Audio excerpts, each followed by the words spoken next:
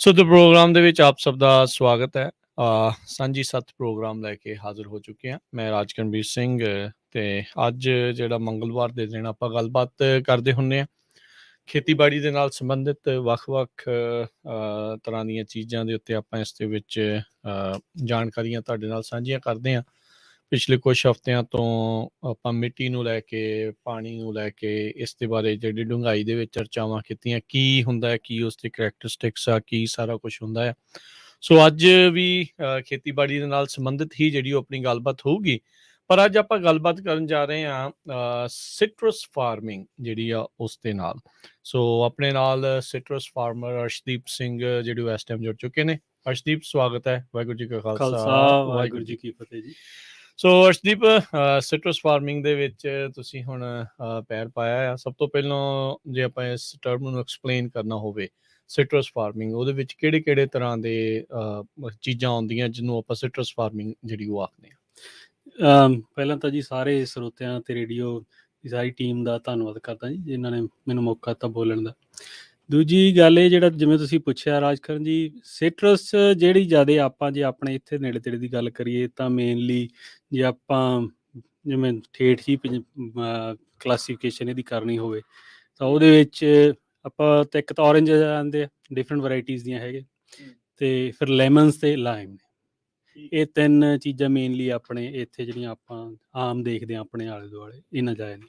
Citrus basically ਹੈ ਵੱਡੀ broad term ਆ। ਸਿਟਰਸ ਦੀਆਂ ਆਲਮੋਸਟ 100 ਤੋਂ ਜ਼ਿਆਦਾ ਵੈਰਾਈਟੀਜ਼ ਨੇ ਜੇ ਆਪਾਂ ਉਸ ਟੈਕਨੀਕਲ ਟਰਮ 'ਚ ਜਾਣਾ ਹੋਵੇ। ਠੀਕ ਹੈ। ਅਤੇ ਬਟ ਆਪਾਂ ਜਿਹੜੀਆਂ ਜ਼ਿਆਦਾ ਇਹੀ ਤਿੰਨੇ ਦੇਖਦੇ ਹਾਂ। ਫਿਰ ਅੱਗੇ ਲਾਈਮਸ ਅਤੇ ਲੈਮਨਸ ਦੀਆਂ ਵੀ ਥੋੜ੍ਹੀਆਂ ਵੈਰਾਈਟੀਆਂ ਹੈਗੀਆਂ, ਜਾਂ ਜਿਵੇਂ ਮੇਰੇ ਕੋਲ ਆਪਣੇ ਦੀਆਂ ਔਰੇਂਜ ਦੀਆਂ ਵੈਰਾਈਟੀਆਂ ਹੈਗੀਆਂ। ਮੈਂਡਰਿਨਸ ਨੇ ਮੇਰੇ ਕੋਲ ਸਾਰੇ। ਫਿਰ ਮੈਂਡਰਿਨ ਦੇ ਅੰਬਰੇਲਾ ਅੰਡਰ ਕਾਫੀ ਆ ਜਾਂਦੇ ਨੇ ਅੱਗੇ। ਸੋ ਕਾਫੀ ਹੈਗਾ ਇਹ ਲੰਮਾ ਚੌੜਾ ਜਿਹੜਾ ਅਡਡ ਵੈਰਾਈਟੀਆਂ ਦੇ ਟਾਈਪ ਨਾਲ ਹੈਗਾ। ਪਰ ਜੇ ਆਪਾਂ ਸਿੱਧੀ ਠੇਠ ਜੀ ਭਾਸ਼ਾ ਦੇਖਣਾ ਹੋਵੇ ਤਾਂ ਲਾਈਮ, ਲੈਮਨਸ ਤੇ ਔਰੇਂਜਸ ਸੰਤਰੇ, ਨਿੰਬੂ ਜਿਹੜੇ ਆ ਉਹ ਮੋਸਟਲੀ ਜਿਹੜੇ ਇਹਦੇ ਵਿੱਚ ਆਉਂਦੇ। ਗਾਂ ਜਿਹੜੀਆਂ ਉਹਨਾਂ ਦੇ ਵੱਖ-ਵੱਖ ਜਿਹੜੀਆਂ ਵੈਰਾਈਟੀਆਂ ਜਿਹੜੀਆਂ ਹੋ ਜਾਂਦੀਆਂ। ਸੋ ਸਿਟਰਸ ਫਾਰਮਿੰਗ ਕੈਲੀਫੋਰਨੀਆ 'ਚ ਕਿੰਨੀ ਕੁ ਸਿਟਰਸ ਫਾਰਮਿੰਗ ਜਿਹੜੀ ਉਹ ਹੁੰਦੀ ਹੈ? ਇਹ ਚੌਥੀ ਵੱਡੀ ਕ੍ਰੌਪ ਆ ਜੀ ਕੈਲੀਫੋਰਨੀਆ ਦੀ। ਅੱਛਾ ਜੀ। ਹਾਂਜੀ ਹਾਂ, ਚੌਥੀ ਆ, ਜਾਂ ਚੌਥੀ ਜਾਂ ਪੰਜਵੀਂ ਹੋਣੀ ਚਾਹੀਦੀ ਹੈ, ਅਤੇ ਟੌਪ 5 'ਚ ਆ, ਇਹ ਮੈਨੂੰ ਪੱਕਾ ਪਤਾ। ਠੀਕ ਹੈ। ਸੋ ਕਿੰਨਾ ਕੁ ਖੇਤਰਫਲ ਹੈਗਾ ਇਹਦਾ, ਵੀ ਅੰਡਰ ਏਕੜੇਜ ਕਿੰਨੀ ਕੁ ਹੈਗੀ? ਖੇਤਰਫਲ ਦਾ ਮੈਨੂੰ ਆਈਡੀਆ ਨਹੀਂ ਹੋਊਗਾ। ਠੀਕ ਆ, ਓਕੇ। ਬਟ ਮੈਨੂੰ ਇੰਨਾ ਪਤਾ ਹੈ ਜ਼ਿਆਦਾ ਜਿਹੜੀ ਕੈਲੀਫੋਰਨੀਆ ਦੀ ਸਿਟਰਸ ਦੀ ਖੇਤੀ ਆ ਉਹ ਵੈਲੀ 'ਚ ਹੀ ਹੁੰਦੀ। ਓਕੇ। ਵੈਲੀ ਵੀ ਫੁੱਟ ਹਿਲਸ 'ਚ ਜ਼ਿਆਦਾ ਆ। ਫੁੱਟ ਠੀਕ ਹਿਲਸ ਜੇ ਤੁਸੀਂ ਦੇਖ ਲਓ ਵੀ ਇੱਥੋਂ ਆਪਣੇ ਮਡੇਰੇ ਤੋਂ ਸ਼ੁਰੂ ਕਰ ਲਓ ਅਤੇ ਫੁੱਟ ਹਿਲ ਦੇ ਨਾਲ ਨਾਲ ਤੁਰੇ ਜਾਓ, ਬੇਕਰਸਫੀਲਡ ਤੱਕ ਸਾਰਾ ਸਿਟਰਸ ਹੀ ਆਈ ਜਾਂਦਾ। ਜਿਉਂ-ਜਿਉਂ ਤੁਸੀਂ ਫੁੱਟ ਹਿਲ ਤੋਂ ਦੂਰ ਹੁੰਦੇ ਜਾਂਦੇ ਆ ਅਤੇ ਉਵੇਂ ਫਿਰ ਆਪਾਂ ਨੂੰ ਦੂਜੇ ਗ੍ਰੇਪਸ, ਨਟ ਕ੍ਰੌਪਸ ਜ਼ਿਆਦਾ ਦੇਖਣ ਨੂੰ ਮਿਲਦੇ।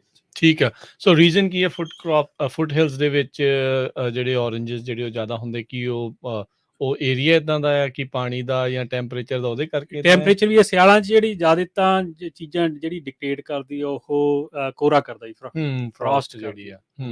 ਜਿੱਥੇ ਫਰੋਸਟ ਜ਼ਿਆਦਾ ਉੱਥੇ ਫਿਰ ਸਿਟਰਸ ਨੂੰ ਗਰੋ ਕਰਨਾ ਔਖਾ ਹੋ ਜਾਂਦਾ। ਠੀਕ ਹੈ। ਜਿੱਥੇ ਵੀ ਘੱਟ ਹੁੰਦੀ ਹੈ ਉੱਥੇ ਥੋੜ੍ਹਾ ਈਜ਼ੀ ਹੋ ਜਾਂਦਾ। ਇਹ ਮੇਨ ਰੀਜ਼ਨ ਤਾਂ ਮੈਨੂੰ ਤਾਂ ਲੱਗਦਾ ਵੀ ਮੇਨ ਰੀਜ਼ਨ ਇਹੀ ਹੈ ਇਹਦਾ। ਠੀਕ ਹੈ। ਹੋਰ ਵੀ ਹੋ ਸਕਦਾ ਸੋਇਲ ਦੇ, ਜਿਹੜਾ ਮੇਰੀ ਐਕਸਪਰਟੀਜ਼ ਨਹੀਂ, ਬਟ ਸੋਇਲ ਵਾਲੇ ਪਾਸਿਓਂ, ਕਿਉਂਕਿ ਜਦੋਂ ਆਪਾਂ ਫੁੱਟ ਹਿਲ 'ਚ ਜਾਣਾ ਸ਼ੁਰੂ ਕਰਦੇ ਹਾਂ ਤਾਂ ਸੋਇਲ ਵੀ ਥੋੜ੍ਹੀ ਜਿਹੀ ਹਾਰਡ ਆ ਜਾਂਦੀ ਹੈ, ਰੌਕੀ ਆ ਜਾਂਦੀ ਹੈ। ਜਿਵੇਂ ਆਪਾਂ ਵੈਸਟਰਨ ਨੂੰ ਚੱਲਦੇ ਹਾਂ, ਵਿੱਚ ਨੂੰ ਆਏ ਨੇ ਵੈਲੀ, ਤੇ ਉਵੇਂ ਫਿਰ ਸੈਂਡੀ ਹੋਣ ਲੱਗ ਜਾਂਦੀ ਹੈ। ਇਹ ਵੀ ਵੱਡਾ ਕਾਰਨ ਹੋ ਸਕਦਾ, ਪਰ ਮੈਂ ਇੱਕ ਕਨਫਰਮ ਨਹੀਂ ਕਰ ਸਕਦਾ। ਪਰ ਫਰੋਸਟ ਵਾਲੀ ਗੱਲ ਪੱਕੀ। ਓਕੇ। ਸੋ ਤੁਸੀਂ ਸ਼ੁਰੂਆਤ ਸਿੱਧੀ ਜਿਹੜੀ ਸਿਟਰਸ ਫਾਰਮਿੰਗ ਤੋਂ ਹੀ ਕੀਤੀ ਆ? ਕਦੋਂ ਤੋਂ ਤੁਸੀਂ ਸਿਟਰਸ ਫਾਰਮਿੰਗ 'ਚ ਆ? ਅੱਜ ਜਦੋਂ ਮੈਂ ਅਸਲ 'ਚ ਸ਼ੁਰੂ ਕਰਨਾ ਸੀਗੀ ਖੇਤੀ, ਉਦੋਂ ਮੈਂ ਤਾਂ ਨਟ ਕ੍ਰੌਪ 'ਚ ਹੀ ਜਾਣਾ ਚਾਹੁੰਦਾ ਸੀਗਾ ਜੀ। ਅੱਛਾ ਜੀ। ਹਾਂ, ਪਹਿਲਾ ਟਾਰਗੇਟ ਤਾਂ ਮੈਂ ਆਲਮੰਡਸ ਤੇ ਕਿਉਂਕਿ ਜੋ ਤੁਸੀਂ ਦੇਖ ਰਹੇ ਸੀ ਵੀ ਜੋ ਦੇਖਦੇ ਸੀ ਮੇਰੇ ਆਲੇ ਦੁਆਲੇ, ਮੇਰੇ ਦੋਸਤ ਮਿੱਤਰ ਰਿਸ਼ਤੇਦਾਰ ਸਾਰੇ ਇਹੀ ਖੇਤੀ ਕਰਦੇ ਸੀ ਨਾ, ਜਾਂ ਗ੍ਰੇਪਸ ਸੀ। ਟ੍ਰੈਡੀਸ਼ਨਲੀ ਆਪਣੇ ਕੋਲ ਗ੍ਰੇਪਸ ਹੈਗੇ ਇੱਥੇ ਲੱਗੇ ਬਹੁਤ। ਅਤੇ ਉਹ ਬਾਈ ਤੁਸੀਂ ਇਹ ਕਹਿ ਲਓ ਵੀ ਬਾਈ ਚਾਂਸ ਆ, ਜਿਵੇਂ ਜਾਂ ਕਈ ਵਾਰ ਜਿਵੇਂ ਕਿਸਮਤ ਜਿੱਧਰ ਨੂੰ ਲੈ ਜਾਂਦੀ ਆ। ਜਦੋਂ ਪਹਿਲੀ ਰੈਂਚ ਲਈ ਸੀ ਉਹਦੇ ਸਿਟਰਸ ਲੱਗਿਆ ਸੀ, ਉਹ ਰੈਂਚ ਬਾਕੀ ਸਾਰਾ ਕੁਝ ਸਾਨੂੰ ਠੀਕ ਲੱਗਿਆ ਸੀ, ਘਰ ਦੇ ਨੇੜੇ ਆ, ਪ੍ਰਾਈਸ ਠੀਕ ਆ, ਸਾਰਾ ਕੁਝ ਠੀਕ ਆ ਨਾ, ਪਾਣੀ ਸਵਾਦ ਹੈਗਾ, ਚਲੋ ਠੀਕ ਆ, ਫਿਰ ਸਿਟਰਸ ਕਰਕੇ ਦੇਖ ਲੈਂਦੇ। ਫਿਰ ਉਹ ਇੱਕ ਵਾਰ ਜਦੋਂ ਬੰਦਾ ਕਿਸੇ ਫੀਲਡ 'ਚ ਐਂਟਰ ਹੋ ਜਾਂਦਾ, ਫਿਰ ਉਹ ਲੌਕ ਜਿਹਾ ਹੋ ਜਾਂਦਾ, ਫਿਰ ਉਹਨੂੰ ਕੱਢਣਾ ਦੂਜੇ ਪਾਸੇ 'ਚ ਮੂਵ ਕਰਨਾ ਔਖਾ ਹੋ ਜਾਂਦਾ। ਉਦੋਂ ਬਾਅਦ ਫਿਰ ਸਿਟਰਸ ਹੀ ਚੱਲ ਪਿਆ। ਅੱਛਾ, ਚਲੋ ਠੀਕ ਆ। ਸੋ ਕੀ ਜੇ ਆਪਾਂ ਇਹਦੀ ਸ਼ੁਰੂਆਤ ਗੱਲ ਕਰਦੇ ਜਾਈਏ, ਸਾਈਕਲ ਕੀ ਇਹਦਾ? ਕਦੋਂ ਬੂਟੇ ਲੱਗਦੇ ਆ, ਕਦੋਂ ਇਹਦਾ ਝਾੜ ਹੁੰਦਾ ਆ, ਕੀ ਇਹਦਾ ਸਾਈਕਲ ਕੀ ਆ? ਹਾਂਜੀ ਹਾਂ, ਨਹੀਂ ਇਹ ਹੈਗਾ ਨਟ ਕ੍ਰੌਪ ਨਾਲ ਕਾਫੀ ਡਿਫਰੈਂਟ ਹੈ ਇਸ ਐਂਗਲ ਤੋਂ, ਹਨਾ। ਠੀਕ ਤੇ ਹੈ। ਜਿਹੜੀ ਪਲਾਂਟੇਸ਼ਨ ਆ ਉਹ ਤਾਂ ਜ਼ਿਆਦਾਤਰ ਸੇਮ ਤੇ ਹੀ ਹੁੰਦੀ ਹੈ, ਕਿਉਂਕਿ ਉਹ ਵੈਦਰ ਤੇ ਡਿਪੈਂਡ ਕਰਨੀ ਹੁੰਦੀ ਹੈ। ਪਹਿਲਾਂ ਤਾਂ ਬੂਟੇ ਨੇ ਸੇਮ ਹੀ ਗਰੋ ਕਰਨਾ ਹੁੰਦਾ। ਜਿਹੜੀ ਵਿੰਡੋ ਆ ਪਲਾਂਟ ਕਰਨ ਦੀ, ਉਹ ਤਾਂ ਜਾਂ ਤਾਂ ਸਪ੍ਰਿੰਗ। ਮਾਰਚ ਐਂਡ ਤੋਂ ਲੈ ਕੇ ਮਈ ਐਂਡ ਤੱਕ 2 ਮਹੀਨੇ ਹੁੰਦੀ ਹੈ, ਜੇ ਉਦੋਂ ਹੋ ਗਈ। ਨਹੀਂ ਫਿਰ ਆ ਹੁਣ ਮਹੀਨਾ ਕੁ ਹੁਣ ਟਾਈਮ ਹੋਣਾ, ਅਗਸਤ ਮਿਡ ਤੋਂ ਸੈਪਟੰਬਰ ਮਿਡ ਤੱਕ, ਠੀਕ ਹੈ। Depending on weather of course. ਕਈ ਵਾਰ ਗਰਮੀ ਥੋੜੀ ਜਿਹੀ ਲੇਟ ਤੱਕ ਚਲੀ ਜਾਂਦੀ ਹੈ, ਪਹਿਲਾਂ ਆ ਜਾਂਦੀ ਹੈ, ਉਹ ਚੀਜ਼ਾਂ ਤਾਂ ਚਲੋ ਵੇਰੀ ਕਰਦੀਆਂ ਹੀ ਆ ਹਮੇਸ਼ਾ। ਤੇ ਪਰ ਇਹ ਵਿੰਡੋ 'ਚ ਪਲਾਂਟੇਸ਼ਨ ਹੋ ਜਾਂਦੀ ਹੈ ਨਵੇਂ ਬੂਟਿਆਂ ਦੀ। ਜੀ ਜੀ। ਸੋ ਜੋ ਸਿਟਰਸ ਦੇ ਵਿੱਚ ਵੀ ਜਦੋਂ ਤੁਸੀਂ ਗੱਲ ਕਰਦੇ ਹੋ ਵੀ ਸੰਤਰੇ ਤੇ ਨਿੰਬੂ, ਇਹਦੇ ਵਿੱਚ ਵੀ ਆਪਾਂ ਦੇਖਦੇ ਹਾਂ ਕਿ ਕੈਲੀਫੋਰਨੀਆ 'ਚ ਸੰਤਰੇ ਜ਼ਿਆਦਾ ਹੈ ਕਿ ਨਿੰਬੂ ਜ਼ਿਆਦਾ ਹੈ, ਜਾਂ ਦੋਨੋਂ ਆਲਮੋਸਟ ਬਰਾਬਰ ਹੀ ਚੱਲਦੇ? ਨਹੀਂ, ਹੈ ਤਾਂ ਜੀ ਔਰੰਜਸ ਹੀ ਜ਼ਿਆਦਾ। ਠੀਕ ਆ। ਲਾਈਮ ਘੱਟ ਆ, ਲੈਮਨਸ ਤੇ ਲਾਈਮ ਘੱਟ ਆ ਬਹੁਤ ਐਜ਼ ਕੰਪੇਅਰ ਟੂ ਔਰੰਜਸ, ਕਿਉਂਕਿ ਉਹ ਡਿਮਾਂਡ ਤੇ ਹੈ ਨਾ, ਡਿਮਾਂਡ ਸਪਲਾਈ ਦੇ ਗੱਲ ਆ ਜਾਂਦੀ ਹੈ। ਸੋ ਜਿੱਦਾਂ ਫਲੋਰੀਡਾ ਨੂੰ ਫਿਰ ਕਿੱਦਾਂ ਕੰਪੀਟ ਕਰਦੇ ਆ? ਫਲੋਰੀਡਾ ਜਾਣਿਆ ਜਾਂਦਾ ਆ ਵੀ ਉੱਥੇ ਇੰਨਾ ਜ਼ਿਆਦਾ ਆ, ਸੋ ਕੈਲੀਫੋਰਨੀਆ ਦਾ ਕੀ ਜਿਹੜਾ ਔਰੇਂਜ ਆ ਉਹ ਕੰਪੀਟ ਕਰ ਪਾਉਂਦਾ ਮਾਰਕੀਟ ਦੇ ਵਿੱਚ, ਵਿਕ ਜਾਂਦਾ ਹੈ ਈਜ਼ੀਲੀ? ਹਾਂਜੀ, ਉਹ ਨਾ ਅਸਲ 'ਚ ਜਿਵੇਂ ਆਪਾਂ ਪਹਿਲਾਂ ਗੱਲ ਕੀਤੀ, ਵੈਰਾਈਟੀਜ਼ ਤੇ ਡਿਪੈਂਡ ਕਰਦਾ। ਡਿਫਰੈਂਟ ਵੈਰਾਈਟੀਜ਼ ਡਿਫਰੈਂਟ ਟਾਈਮ ਤੇ ਹਾਰਵੈਸਟ ਹੁੰਦੀਆਂ। ਠੀਕ ਹੈ ਜੀ, ਕਿਉਂਕਿ ਬਾਹਰੋਂ ਵੀ ਵੈਰਾਈਟੀ ਬਹੁਤ ਆਉਂਦੀ ਆ ਆਪਣੇ ਸਾਊਥ ਅਮਰੀਕਾ 'ਚ। ਠੀਕ ਹੈ ਜੀ, ਉਹਨਾਂ ਦਾ ਆਪਦਾ ਟਾਈਮ ਆ, ਅਰਾਈਵਲ ਟਾਈਮ ਆਉਣ ਦਾ। ਸਾਡੀਆਂ ਵੈਰਾਈਟੀਆਂ ਦਾ ਆਪਦਾ, ਫਲੋਰੀਡਾ ਵਾਲਿਆਂ ਦੀ ਆਪਦਾ। ਤਾਂ ਹੀ ਆਪਾਂ ਨੂੰ ਸਾਰਾ ਸਾਲ ਸੰਤਰੇ ਸ਼ੈਲਫਾਂ ਦੇ ਮਿਲਦੇ ਰਹਿੰਦੇ ਨਾ, ਕਿਉਂਕਿ ਅੱਡ ਅੱਡ ਹੈ। ਕਿਉਂਕਿ ਸੰਤਰੇ ਤਾਂ ਜੇ ਆਪਾਂ ਦੇਖਿਆ ਹੁਣ ਵੀ, ਪਿਛਲੇ ਮਹੀਨੇ ਦੀ ਮੈਂ ਰਿਪੋਰਟ ਪੜ੍ਹਦਾ ਸੀ, ਉਦੋਂ ਵੀ ਆਪਣੇ ਇੱਥੇ ਹਾਰਵੈਸਟ ਹੋਏ। ਠੀਕ ਹੈ। ਸੋ ਜੂਨ 'ਚ ਵੀ ਉਹ ਕਿਹੋ ਜਿਹੀ ਵੈਰਾਈਟੀ ਆ ਤੁਹਾਡੀ, ਉਹਦੇ ਤੇ ਡਿਪੈਂਡ ਕਰਦਾ। ਸੋ ਜਿਹੜੀਆਂ ਆਪਣੀਆਂ ਕੈਲੀਫੋਰਨੀਆ ਦੀਆਂ ਜ਼ਿਆਦਾ ਵੈਰਾਈਟੀਜ਼ ਨੇ, ਆਈ ਮੀਨ ਕੋਰਸ ਚਲੀਆਂ ਜਾਂਦੀਆਂ ਗਰਮੀ 'ਚ ਵੀ, ਬਟ ਜ਼ਿਆਦਾ ਸਾਡੀਆਂ ਹਾਰਵੈਸਟ ਸ਼ੁਰੂ ਹੁੰਦੀਆਂ ਨੇ ਅਕਤੂਬਰ ਐਂਡ ਤੋਂ ਸ਼ੁਰੂ ਹੋ ਕੇ ਅਸੀਂ ਮਈ ਤੱਕ ਕਰ ਲੈਂਦੇ ਹਾਂ, ਸਾਰੀਆਂ ਸਮੇਟ ਲੈਂਦੇ ਹਾਂ। ਠੀਕ ਹੈ ਜੀ, ਵਿਦ ਵੈਰੀ ਫਿਊ ਐਕਸੈਪਸ਼ਨਸ। ਤੇ ਉਹਦੇ 'ਚ ਫਿਰ ਆਪਾਂ ਅਰਲੀ ਤੇ ਮਿਡ ਤੇ ਲੇਟ ਵੈਰਾਈਟੀ ਕਰਕੇ ਅਸੀਂ ਆਪਦੀ ਸਾਡੀ ਕੀਤੀ ਹੋਈ ਆ ਵੀ ਅਸੀਂ ਐਂ ਦੇਖਦੇ ਹਾਂ ਚੀਜ਼ਾਂ। ਜਿਵੇਂ ਅਰਲੀ ਵੈਰਾਈਟੀਜ਼ ਅਸੀਂ ਕਹਿ ਦਿੰਦੇ ਹਾਂ, ਜਿਹੜੀਆਂ ਅਸੀਂ ਹਾਰਵੈਸਟ ਸ਼ੁਰੂ ਕਰਦੇ ਹਾਂ ਮਿਡ ਅਕਤੂਬਰ ਤੋਂ। ਠੀਕ ਹੈ। ਪਿਛਲੀ ਸਾਲ ਅਸੀਂ 22 ਅਕਤੂਬਰ ਨੂੰ ਸ਼ੁਰੂ ਕੀਤੀ ਸੀਗੀ ਹਾਰਵੈਸਟ। ਠੀਕ ਹੈ, ਓਕੇ। ਉਹ ਅਰਲੀ ਵਾਲੀ ਸੀ? ਉਹ ਅਰਲੀ ਵਾਲੀ ਸੀ। ਉਹ ਅਰਲੀ ਵਾਲੀਆਂ ਸਾਡੀਆਂ ਥੈਂਕਸਗਿਵਿੰਗ ਤੱਕ ਨਿਬੜ ਜਾਂਦੀਆਂ, ਕਿਉਂਕਿ ਜੇ ਥੈਂਕਸਗਿਵਿੰਗ ਤੋਂ ਲੇਟ ਹੋ ਜਾਂਦੀਆਂ, ਫਿਰ ਨਵੀਆਂ ਵੈਰਾਈਟੀਆਂ ਮਾਰਕੀਟ 'ਚ ਆ ਜਾਂਦੀਆਂ, ਫਿਰ ਉਹ ਵਿਕਦੀਆਂ ਨਹੀਂ ਫਿਰ ਉਹ। ਠੀਕ ਆ। ਸੋ ਜਿਹੜੀ ਫਿਰ ਮਿਡ ਵੈਰਾਈਟੀ ਸ਼ੁਰੂ ਹੋ ਜਾਂਦੀ ਹੈ। ਫਿਰ ਥੈਂਕਸਗਿਵਿੰਗ ਤੋਂ ਲੈ ਕੇ ਆਲਮੋਸਟ ਜਨਵਰੀ, ਮਿਡ ਜਨਵਰੀ ਐਂਡ ਤੱਕ। ਠੀਕ ਹੈ ਜੀ। ਉਹਦੇ 'ਚ ਕਾਫੀ ਵੈਰਾਈਟੀਜ਼ ਆ ਜਾਂਦੀਆਂ। ਤੇ ਫਿਰ ਜਨਵਰੀ ਐਂਡ ਤੋਂ ਲੈ ਕੇ ਜਦੋਂ ਤੱਕ ਵੀ ਹੁੰਦੀ ਹੈ, ਅਪ੍ਰੈਲ ਤੱਕ ਜਾਂ ਮਾਰਚ ਐਂਡ ਤੱਕ। ਮੇਨਲੀ ਤਾਂ ਮਾਰਚ ਐਂਡ, ਬਟ ਅਪ੍ਰੈਲ 'ਚ ਵੀ ਕਈ ਵੈਰਾਈਟੀਆਂ ਨਿਕਲਦੀਆਂ। ਸੋ ਬੇਸਿਕਲੀ 6 ਮਹੀਨੇ ਹਾਰਵੈਸਟ ਸੀਜ਼ਨ ਰਹਿੰਦਾ। ਉਹ ਹੁਣ ਤੁਹਾਡੇ ਕੋਲ ਡਿਪੈਂਡ ਕਰਦਾ ਕਿੰਨੀਆਂ ਵੈਰਾਈਟੀ, ਤੁਸੀਂ ਕਿੰਨੇ ਬਿਜ਼ੀ। ਜੇ ਕਿਸੇ ਕੋ ਅਰਲੀ ਵੈਰਾਈਟੀ ਸੀ, ਉਹ ਤਾਂ ਬੰਦਾ ਨਵੰਬਰ 'ਚ ਵਿਹਲਾ ਹੋਇਆ। ਠੀਕ ਆ। ਪਰ ਆਈ ਥਿੰਕ ਕਿਸਾਨ ਨੂੰ ਫਿਰ ਫਾਇਦਾ ਤਾਂ ਹੁੰਦਾ ਹੋਣਾ ਵੀ ਹਰ ਤਰ੍ਹਾਂ ਦੀ ਵੈਰਾਈਟੀ ਹੋਵੇ, ਹਰ ਟਾਈਮ ਨਿਕਲਦਾ ਰਹੇ। ਹਾਂ ਜੀ, ਇਹ ਤਾਂ ਹੈ, ਡਾਈਵਰਸਿਫਿਕੇਸ਼ਨ ਤਾਂ ਜ਼ਰੂਰੀ ਹੋਈ ਆ ਨਾ। ਕਈ ਵਾਰ ਕੀ ਹੁੰਦਾ ਵੀ ਜਿਹੜੀਆਂ ਅਰਲੀ ਵੈਰਾਈਟੀਜ਼, ਉਹਨਾਂ ਨੂੰ ਫਰੋਸਟ ਦਾ ਨਹੀਂ ਚੱਕਰ ਹੁੰਦਾ, ਕਿਉਂਕਿ ਉਹ ਤਾਂ ਅਸੀਂ ਤੋੜ ਲੈਣਾ ਕੋਰੇ ਪੈਣ ਤੋਂ ਪਹਿਲਾਂ ਹੀ। ਤੇ ਜਿਹੜੀ ਸਾਡੀ ਬਲੂਮ ਆਉਣੀ ਅਰਲੀ ਵੈਰਾਈਟੀ ਸੀ, ਉਹ ਫਰੋਸਟ ਤੋਂ ਬਾਅਦ ਚ ਆਉਣੀ, ਮਾਰਚ ਚ। ਠੀਕ ਆ। ਆਫ ਕੋਰਸ ਅੱਗੇ ਵੈਦਰ ਤੇ ਡਿਪੈਂਡ ਕਰਦਾ ਨਾ, ਵੈਦਰ ਥੋੜੇ ਤੋਰੇ ਪਰੇ ਹੋ ਜਾਂਦਾ, ਪਰ ਜ਼ਿਆਦਾਤਰ ਫਰੋਸਟ ਵਾਲਾ ਪੀਰੀਅਡ ਕੱਢ ਜਾਂਦੀਆਂ ਨੇ। ਜਿਹੜੀਆਂ ਮਿਡ ਵੈਰਾਈਟੀਜ਼ ਨੇ, ਉਹ ਵੀ ਠੀਕ ਰਹਿੰਦੀਆਂ ਨੇ, ਕਿਉਂਕਿ ਜਨਵਰੀ 'ਚ ਜਾ ਕੇ ਫਰੋਸਟ ਸ਼ੁਰੂ ਹੋਣੀ ਲੱਗਦੀ, ਉਦੋਂ ਨੂੰ ਜ਼ਿਆਦਾ ਨਿਕਲ ਜਾਂਦੀਆਂ। ਪਰ ਜਿਹੜੀਆਂ ਲੇਟ ਮਿਡ ਤੇ ਲੇਟ ਵਾਲੀਆਂ ਵੈਰਾਈਟੀਆਂ ਨੇ, ਉਹਨਾਂ ਨੂੰ ਫਰੋਸਟ ਦਾ ਬਹੁਤ ਫਿਰ ਹੈਗਾ ਇੰਪੈਕਟ। ਠੀਕ ਹੈ। ਉਹਦੇ ਕਰਕੇ ਤੁਸੀਂ ਉਹ ਦੇਖਦੇ ਆ ਪੱਖੇ ਲੱਗੇ, ਜਿੰਨੀਆਂ ਵਿੰਡਮਿਲਸ ਦੀਆਂ ਲੱਗੇ ਹਨ ਤੇ ਟਰਬਾਈਨਸ, ਤੇ ਉਹ ਸਾਰੀਆਂ ਉਹ ਇਸੇ ਕਰਕੇ ਲੱਗੀਆਂ ਨੇ ਕੋਰੇ ਕਰਕੇ, ਕੋਰੇ ਤੋਂ ਬਚਾ। ਉਹ ਫਿਰ ਇੱਕ ਤਾਂ ਇਹੀ ਤਰੀਕਾ ਦੇਖਣ ਦਾ ਵੀ ਇਹ ਲੇਟ ਵੈਰਾਈਟੀ ਹੈ, ਜੇ ਪੱਖੇ ਲੱਗਿਆ ਤਾਂ ਲੇਟ ਵੈਰਾਈਟੀ ਆ। ਠੀਕ ਆ। ਸੋ ਇਹਦਾ ਸਾਈਕਲ ਜੇ ਦੱਸੋ ਵੀ ਕਿਸੇ ਨੇ ਇਸ ਦੇ ਕੋਈ ਖੇਤ ਜਿਹੜਾ ਉਹ ਤਿਆਰ ਕਰਨਾ ਆ। ਚਲੋ ਆਪਾਂ ਪਹਿਲਾਂ ਵੀ ਕਿੰਨੀ ਵਾਰੀ ਗੱਲ ਕੀਤੀ ਆ ਵੀ ਸਭ ਤੋਂ ਵੱਡੀ ਚੀਜ਼ ਤਾਂ ਪਹਿਲਾਂ ਜਦੋਂ ਕੋਈ ਵੀ ਖੇਤ ਖਰੀਦਣਾ, ਪ੍ਰਾਈਸ ਨਹੀਂ, ਪਾਣੀ ਤੇ ਜਿਹੜੀ ਮਿੱਟੀ ਆ, ਵੀ ਉਹ ਚੀਜ਼ ਜਿਹੜੀ ਉਹ ਦੇਖਣੀ ਆ ਵੀ ਉਹਦੇ ਲਈ ਆ। ਇਹਦੇ ਲਈ ਮਿੱਟੀ ਦਾ ਪੀਐਚ ਲੈਵਲ ਕੀ ਜਿਹੜਾ ਮੰਗਦਾ ਹੈ ਔਰੰਜ? ਪੀਐਚ ਦਾ ਆਪਣਾ ਨਟ ਕ੍ਰੌਪ ਦੇ ਆਲਮੋਸਟ ਸੇਮ ਹੀ ਆ, 6-7 ਦੇ ਵਿੱਚ, 6 ਤੋਂ 7 ਦੇ ਵਿੱਚ ਹੀ ਰਹਿਣਾ ਚਾਹੀਦਾ। ਠੀਕ ਹੈ। ਤੇ ਪਾਣੀ ਕਿੰਨਾ ਕੁ ਲੱਗਦਾ ਇਹਨਾਂ ਨੂੰ? ਪਾਣੀ ਇਹਨਾਂ ਦਾ ਜੇ ਆਪਾਂ ਜਿਵੇਂ ਦੇਖੋ, ਯੂਨੀਵਰਸਿਟੀ ਦੇ ਨੰਬਰ ਤਾਂ ਕਾਫੀ ਵੇਰੀ ਕਰਦੇ ਰਹਿੰਦੇ ਨੇ, ਹਨਾ। ਜਿਵੇਂ ਨਟ ਕ੍ਰੌਪ ਦੀ ਹੈ ਹੁਣ ਯੂਨੀਵਰਸਿਟੀ ਦੀ, UC ਡੇਵਿਸ ਦੀ ਸਟੱਡੀ ਪੰਜਾਬ, ਉਹ 42 ਇੰਚ ਕਹਿੰਦੇ ਆ। ਠੀਕ ਹੈ। 42 ਇੰਚ 3.5 ਫੁੱਟ ਪਾਣੀ ਚਾਹੀਦਾ, 1 ਫੁੱਟ ਨਟ ਕ੍ਰੌਪ ਨੂੰ, ਪਰ ਅਸੀਂ ਲਾਉਂਦੇ ਨਹੀਂ ਉਹਨਾਂ ਨਟ 'ਚ। ਅੱਛਾ। ਲਾਉਂਦੇ ਅਸੀਂ 34-35 ਇੰਚ ਹੀ ਲਾਉਂਦੇ, ਉਹ ਵੀ ਜੇ ਤੁਸੀਂ ਕਿ ਡਰਾਟ ਵਾਲੇ ਸੀਜ਼ਨ 'ਚ 36 ਤੋਂ ਉਦੋਂ ਵੀ ਘਟਾ ਲੈਣੇ 1-2 ਇੰਚ, ਜਿਹੜੇ ਜ਼ਿਆਦਾ ਆਮ ਆਪਾਂ ਹੁੰਦੇ ਦੇਖਦੇ ਹਾਂ। ਠੀਕ ਹੈ ਜੀ। ਤੇ ਕਿਉਂਕਿ ਯੂਨੀਵਰਸਿਟੀ ਦੇ ਨੰਬਰ ਹਮੇਸ਼ਾ ਇਨਫਲੇਟਡ ਹੀ ਹੁੰਦੇ ਨੇ, ਜੋ ਤੁਸੀਂ ਜਿਹੜੇ ਪਾਸੇ ਮਰਜ਼ੀ ਲੈ ਲਓ। ਠੀਕ ਹੈ। ਕਿਉਂਕਿ ਉਹਨਾਂ ਨੇ ਸੇਫ ਸਾਈਡ ਲੈ ਕੇ ਚੱਲਣੀ।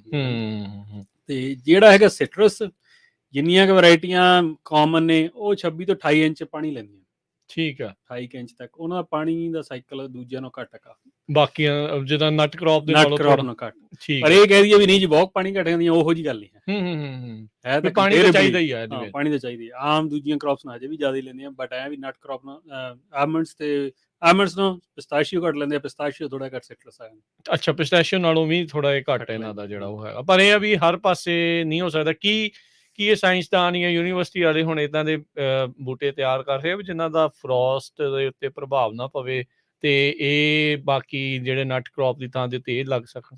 ਨਹੀਂ ਜਿਹੜੇ ਜੈਨੇਟਿਕਲੀ ਤਾਂ ਡਿਵੈਲਪ ਕਰੀ ਜਾਂਦੇ ਠੀਕ ਹਰੇਕ ਆ ਸਾਲ, ਤਾਂ ਹੀ ਮੈਂ ਕਹਿੰਦਾ ਸੀ 100 ਤੋਂ ਉੱਪਰ ਵੈਰਾਈਟੀਆਂ ਹਰੇਕ ਸਾਲ ਹੀ 2-4 ਐਡ ਕਰ ਦਿੰਦੇ ਆ, ਠੀਕ ਆ ਹਨਾ। ਓਕੇ ਤੇ ਉਹਦਾ ਜਿਹੜੀ ਜ਼ਿਆਦੇ ਹੁਣ ਮੇਰੇ ਹਿਸਾਬ ਨਾਲ ਰਿਸਰਚ ਹੋ ਰਹੀ ਆ, ਉਹ ਹੋ ਰਹੀ ਆ ਵੀ ਜਿਵੇਂ ਹੁਣ ਆਪਾਂ ਦੇਖਦੇ ਕਿਊਟੀਜ਼ ਜਾਂ ਜਿਹੜੇ ਛੋਟੇ ਸੰਤਰੇ ਬਹੁਤ ਦੇਖਦੇ ਹਨਾ, ਟ੍ਰੈਡੀਸ਼ਨਲੀ ਸੰਤਰੇ ਬਹੁਤ ਵੱਡੇ ਹੁੰਦੇ ਸੀ, ਠੀਕ ਹੈ ਠੀਕ ਹੈ, ਉਹ ਹੁਣ ਆਊਟ ਆਫ ਟ੍ਰੈਂਡ ਹੋ ਗਏ, ਕਿਉਂਕਿ ਵੱਡੀਆਂ ਵੱਡੀਆਂ ਕੰਮ, ਹਾਲਾਂਕਿ ਉਹ ਕੋਈ ਫਰੂਟ ਨੂੰ ਕੋਈ ਪ੍ਰੋਬਲਮ ਨਹੀਂ ਹੈਗੀ, ਚੰਗਾ ਭਲਾ ਫਰੂਟ ਹੁੰਦਾ ਤੁਸੀਂ ਮਰਜ਼ੀ ਖਾਓ ਹਨਾ, ਹਾਂਜੀ ਤੇ ਬਟ ਜਿਹੜੀ ਹੁਣ ਮਾਰਕੀਟਿੰਗ ਆ ਉਹ ਸਾਰੀ ਛੋਟਿਆਂ ਤੇ ਆ ਆਪਾਂ ਨੂੰ ਸ਼ੈਲਫਾਂ ਤੇ ਗਰੋਸਰੀ ਸਟੋਰ ਤੇ ਵੀ ਛੋਟੇ ਮਿਲਦੇ ਆ, ਹੂੰ ਸੀਡਲੈਸ ਹੁੰਦੇ ਆ, ਪੁਰਾਣੇ ਸੀਡ ਹੁੰਦੇ ਸੀ ਹੂੰ ਹੈਨਾ, ਈਜ਼ੀ ਪੀਲ ਹੁੰਦੇ ਆ, ਉਹ ਪੁਰਾਣੇ ਥੋੜਾ ਜਿਹਾ ਪੀਲ ਕਰਨੇ ਵੀ ਔਖੇ ਹੁੰਦੇ, ਮਿਹਨਤ ਨਾ ਹੁਣ ਬੰਦੇ ਮਿਹਨਤ ਨਾ ਕਰਨੀ। ਹਾਂ ਸੋ ਇਹ ਜਿਹੜੀਆਂ ਚੀਜ਼ਾਂ ਡਰਾਈਵ ਕਰਦੀਆਂ, ਮਾਰਕੀਟ ਡਰਾਈਵ ਕਰਦੀ ਹੈ ਜ਼ਿਆਦਾ ਰਿਸਰਚ ਇਸ ਟਾਈਮ। ਜਿਹੜਾ ਮੇਰਾ ਆਪਣਾ ਐਕਸਪੀਰੀਅੰਸ ਆ, ਮੈਂ ਐਕਸਪਰਟ ਨਹੀਂ, ਹੁਣ ਮੈਂ ਤਾਂ ਐਜ਼ ਏ ਫਾਰਮਰ ਹੀ ਤੁਹਾਨੂੰ ਹਨਾ ਦੱਸ ਰਿਹਾ, ਐਕਸਪਰਟਸ ਦੀ ਗੱਲ ਹੋਰ ਹੁੰਦੀ ਹੈ, ਥੋੜੀ ਜਿਹੀ ਉਹਨਾਂ ਕੋਲ ਜ਼ਿਆਦਾ ਇਨਫੋਰਮੇਸ਼ਨ ਹੋਊਗੀ। ਜਿਹੜਾ ਮੇਰਾ ਐਜ਼ ਅ ਫਾਰਮਰ ਐਕਸਪੀਰੀਅੰਸ ਆ, ਜ਼ਿਆਦਾ ਰਿਸਰਚ ਤਾਂ ਇਹੀ ਹੋ ਰਹੀ ਹੈ ਵੀ ਮਾਰਕੀਟਿੰਗ ਨੂੰ ਲੈ ਕੇ ਹੀ ਚੱਲ ਰਿਹਾ ਕੰਮ ਸਾਰਾ, ਈਜ਼ੀ ਪੀਲ ਹੋਵੇ, ਖਾਣ ਨੂੰ ਸੌਖਾ ਹੋਵੇ ਹਨਾ। ਤੇ ਇੱਕ ਹੋਰ ਵੱਡੀ ਗੱਲ ਆ ਵੀ ਜਿਹੜੇ ਟ੍ਰੈਡੀਸ਼ਨਲੀ ਸਿਟਰਸ ਆ ਨਾ, ਇਹ ਤੁਸੀਂ ਬਾਹਲੀ ਦੂਰ ਨਹੀਂ ਲਿਜਾ ਸਕਦੇ, ਅੱਛਾ ਸ਼ਿਪ ਕਰਨ, ਸ਼ੈਲਫ ਲਾਈਫ ਬਹੁਤ ਛੋਟੀ ਸੀ ਇਹਨਾਂ ਦੀ, ਓਕੇ ਹੈਨਾ। ਹੁਣ ਜੇ ਮੈਂ ਐਗਜ਼ਾਮਪਲ ਦਾ, ਮੇਰੇ ਕੋਲ ਅਰਲੀ ਵੈਰਾਈਟੀਜ਼ ਨੇ, ਮੈਂਡਰਿਨ ਸੈਟਸੂਮਾਸ ਨੇ, ਠੀਕ ਆ, ਉਹ 90s ਚ ਪਲਾਂਟ ਹੋਏ ਸੀ, 90s ਦਾ ਟ੍ਰੈਂਡ ਸੀ ਸੈਟਸੂਮਾ, ਉਦੋਂ ਨਵੀਂ ਵੈਰਾਈਟੀ ਸੀਗੀ ਤੇ ਉਦੋਂ ਹੁਣ ਜਿਹੜੇ ਆ ਉਹ ਤੀਜੇ ਦਿਨ ਸ਼ੈਲਫ ਤੇ ਲਿਜਾਣੇ ਪੈਂਦੇ, ਠੀਕ ਹੈ, ਗਰੋਸਰੀ ਸ਼ੈਲਫ ਤੇ ਤੀਜੇ ਮੈਕਸਿਮਮ ਚੌਥੇ ਦਿਨ ਤੋੜ ਕੇ, ਇਹ ਤੋਂ ਜ਼ਿਆਦਾ ਸਮਾਂ ਉਹ ਕੱਢਦੇ ਖਰਾਬ ਹੋ ਜਾਂਦੇ ਆ, ਠੀਕ ਹੈ ਜੀ।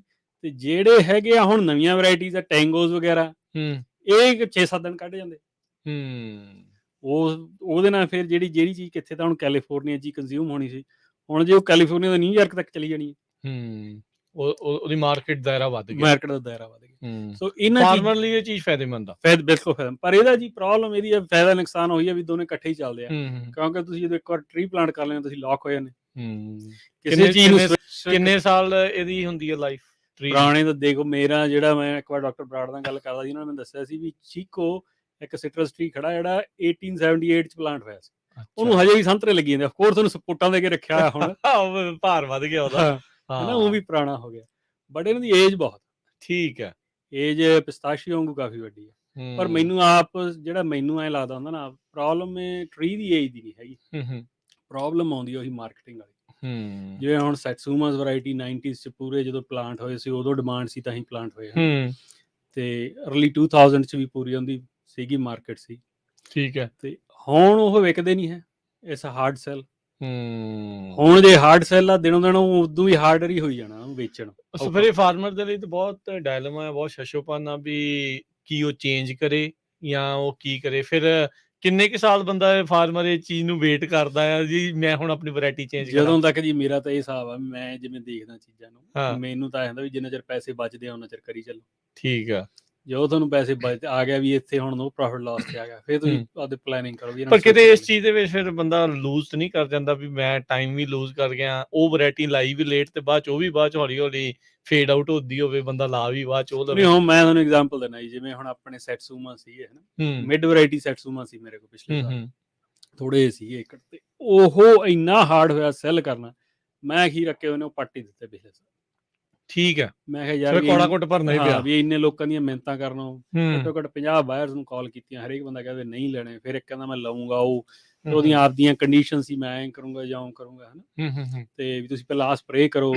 ਫਿਰ ਮੈਂ ਤਾਂ ਜਿਹੜੇ ਮਗਰਲੇ ਨੇ ਥੋੜੇ ਟਰੀਓ ਦੇ ਫਰੂਟ ਘੱਟ ਸੀ, ਉਹ ਮੈਂ ਜਾਣਾ ਹੀ ਨਹੀਂ, ਕਿਉਂਕਿ ਮੈਨੂੰ ਲੇਬਰ ਜ਼ਿਆਦਾ ਪੈ ਜਾਣੀ ਆ, ਮਤਲਬ ਬਹੁਤ ਪ੍ਰੋਬਲਮਸ ਨੇ। ਫਿਰ ਮੈਂ ਸੋਚਿਆ ਵੀ ਠੀਕ ਆ, ਵੀ ਚਲੋ ਇਹ ਤਾਂ ਹੈਗਾ ਵੀ ਹੁਣ 4 ਸਾਲ ਇਨਕਮ ਨਹੀਂ ਆਉਣੀ ਇਸ ਬਲਾਕ 'ਚ, ਪਰ ਐਂ ਵੀ ਪੱਟ ਕੇ ਨਵੇਂ ਲਾਓ, ਨਵੀਂ ਵੈਰਾਈਟੀ ਲਾਉਣੇ, ਚੌਥੇ ਸਾਲ ਉਹਨਾਂ ਨੇ ਉਹਨੇ ਕੱਢ ਦੇਣੇ ਜਿੰਨੇ ਆਪਾਂ ਨੂੰ ਖਰਚੇ ਆਉਣੇ ਆ, ਠੀਕ ਹੈ। ਉਦੋਂ ਬਾਅਦ 'ਚ ਜਿਹੜੀ ਹੁਣ ਆਪਾਂ $150 ਨੂੰ ਵੀ ਬਿਨ ਕਿਸੇ ਨੂੰ ਮਿਹਨਤਾਂ ਕਰਕੇ ਦੇ ਰਹੇ ਹਾਂ, ਤੇ ਹੂੰ ਉਹਨੇ 2.5 ਪੌਣੇ 300 ਦਾ ਆਰਾਮ ਨਾਲ ਵਿਕਣ ਲੱਗ ਗਿਆ। ਜੀ ਤੇ ਉਹਦੀ ਆਪਾਂ income ਨਾਲ। ਆਪਾਂ ਇਹ ਸਾਈਕਲ ਦੇ ਅਖੀਰ ਦੇ ਵਿੱਚ ਪਹਿਲੋਂ ਗੱਲ ਕਰਨ ਲੱਗ ਗਏ ਆ ਵੀ ਅਖੀਰ ਦੇ ਵਿੱਚ ਇਹ ਕਿੱਦਾਂ ਆ ਤੇ ਇਹਦੀ ਜਿਹੜੀ ਹਾਰਵੈਸਟ ਦੀ ਚਲੋ ਆਪਾਂ ਹੁਣ ਗੱਲ ਕਰਦੇ ਹੀ ਆ ਇਹ ਬਿਨ ਦੀਆਂ ਤੁਸੀਂ ਗੱਲ ਕਰਦੇ ਆ ਕਿ ਇਹ ਟ੍ਰੈਡੀਸ਼ਨਲੀ ਬਾਏ ਹੈਂਡ ਹੁੰਦਾ ਆ ਜਾਂ ਇਹਦੇ ਲਈ ਵੀ ਮਸ਼ੀਨੀ ਹੈਗੀਆਂ ਮਸ਼ੀਨਾਂ ਹੈਗੀਆਂ ਹਾਰਵੈਸਟਿੰਗ ਲਈ?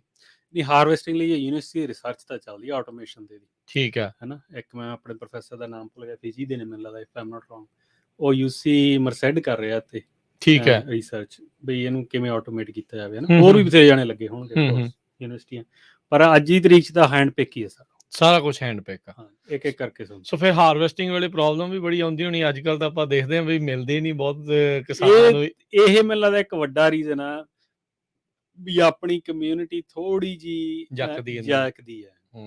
ਇਹ ਮੈਨੂੰ ਮੇਰਾ ਆਪਣੇ ਪਰਸਨਲ ਹੈਗਾ ਫੀਲਿੰਗ ਆ, ਠੀਕ ਹੈ ਕਿਉਂਕਿ ਜਿੰਨੇ ਕੁ ਬੰਦਿਆਂ ਨੂੰ ਮੈਂ ਦੇਖਦਾ, ਆਫਕੋਰਸ ਹੁਣ ਮੇਰੇ ਡੇਟਾ ਤਾਂ ਮੇਰੇ ਕੋਲੇ ਨਹੀਂ ਹੈ, ਬਟ ਜਿਹੜੀ ਆਪਣੀ ਕਮਿਊਨਿਟੀ ਜ਼ਿਆਦਾ ਨਟ ਕ੍ਰਾਸ ਆ।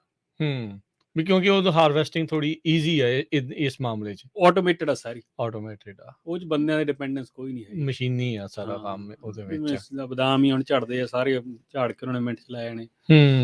ਤੇ ਉਸ ਐਂਗਲ ਤੋਂ ਫਿਰ ਇਹ ਲੇਬਰ ਇੰਟੈਂਸਿਵ ਹੋ ਜਾਂਦੀ ਹੈ। ਇਹ ਕਿੰਨੇ ਕੁ ਵਕਤ ਲੱਗ ਜਾਂਦਾ ਆ? ਜਿੱਦਾਂ ਹੁਣ ਤੁਹਾਡਾ ਕਿੱਡਾ ਬਲਾਕ ਆ, ਕਿੰਨੇ ਏਕੜ ਦਾ ਬਲਾਕ ਆ ਤੁਹਾਡਾ? ਜਿਹੜਾ ਆਪਣਾ ਉਹ ਸੈਟਸੂਮ ਵਾਲਾ 20 ਏਕੜ ਦਾ ਬਲਾਕ।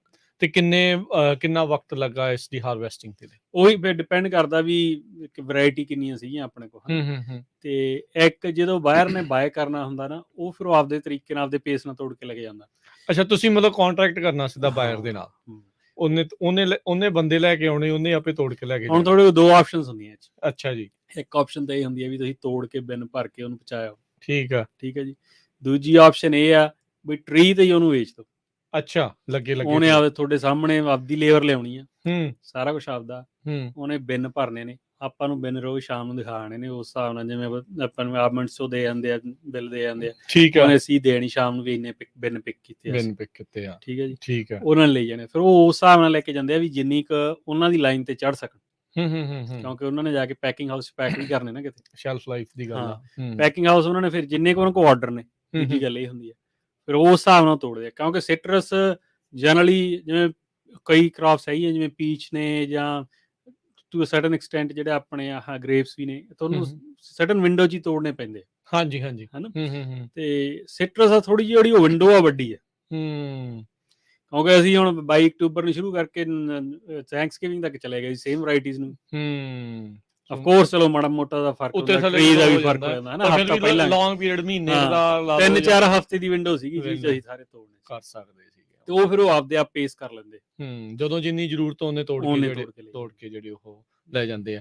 ਕੀ ਫਿਰ ਇਸ ਦੀ ਜਿਹੜੀ ਪੇਮੈਂਟ ਆ ਉਹ ਨਾਲ ਦੇ ਨਾਲ ਕਰਦੇ ਆ ਜਾਂ ਬਾਅਦ ਦੇ ਵਿੱਚ ਹੁੰਦੀ ਆ? ਨਹੀਂ, ਹੁੰਦੀ ਤਾਂ ਬਾਅਦ 'ਚ ਆ, ਠੀਕ ਆ, ਪਰ ਉਹ ਮੇਰੇ ਜਿਵੇਂ ਮੈਨੂੰ ਤਾਂ ਐਂ ਲੱਗਿਆ ਵੀ ਲੇਟ ਹੋਈ ਹੈ ਟੂ ਬੀ ਆਨੈਸਟ, ਜਦੋਂ ਪਰ ਮੈਂ ਆਪਣੇ ਐਮੰਡਸ ਵਾਲਿਆਂ ਨੂੰ ਸਾਰਿਆਂ ਨੂੰ ਸੁਣਿਆ ਕਿ ਸਾਡੀਆਂ ਪੇਮੈਂਟਸ ਅਜੇ ਤੱਕ ਵੀ ਨਹੀਂ ਆਈਆਂ ਪਿਛਲੇ ਸਾਲ। ਚਲੋ ਉਹਨਾਂ ਦਾ ਰੀਜ਼ਨ ਕੋਈ ਹੋਰ ਰੀਜ਼ਨ ਹੈ, ਹਾਂਜੀ ਹਾਂਜੀ, ਪਰ ਉਸ ਹਿਸਾਬ ਨਾਲ ਬਹੁਤ ਛੇਤੀ ਆਇਆ। ਸਾਡੀ 2 ਮਹੀਨੇ ਦੇ ਵਿੱਚ ਸਾਰੀ ਪੇਮੈਂਟ ਆ ਗਈ ਸੀ। ਠੀਕ ਹੈ, ਵਿਦਿਨ 8 ਵੀਕਸ। ਠੀਕ ਆ, ਚਲੋ ਆਪਾਂ ਇਸ ਗੱਲਬਾਤ ਨੂੰ ਇੱਦਾਂ ਹੀ ਜਿਹੜਾ ਉਹ ਜਾਰੀ ਰੱਖਾਂਗੇ। ਇੱਕ ਵਕਤ ਹੋ ਗਿਆ ਇੱਕ ਬ੍ਰੇਕ ਦਾ, ਇਸ ਦੇ ਵਿੱਚ ਆਪਾਂ ਅਗਲੀ ਗੱਲਬਾਤ ਦੇ ਵਿੱਚ ਜਾਣਨ ਦੀ ਕੋਸ਼ਿਸ਼ ਕਰਾਂਗੇ ਕਿੱਦਾਂ ਸੈਟਅਪ ਕਰਨਾ ਆ ਖੇਤ ਨੂੰ, ਕੀ ਉਸ ਚੀਜ਼ ਦੇ ਵਿੱਚ ਚਾਹੀਦੀਆਂ ਆ, ਕਿੱਦਾਂ ਦੀਆਂ ਸਪਰੇਆਂ, ਜਿਹੜੀ ਕਿਹੜੀ ਕੋਈ ਬਿਮਾਰੀ ਇਸ ਨੂੰ ਪੈ ਸਕਦੀ ਹੈ, ਉਹ ਤੋਂ ਕਿੱਦਾਂ ਬਚਾਅ ਕਰਨਾ, ਉਹ ਸਾਰੀਆਂ ਗੱਲਾਂ ਜਿਹੜੀਆਂ ਆ ਉਸ ਨੂੰ ਲੈ ਕੇ ਜਿਹੜੀ ਉਹ ਆਪਾਂ ਗੱਲ ਕਰਾਂਗੇ।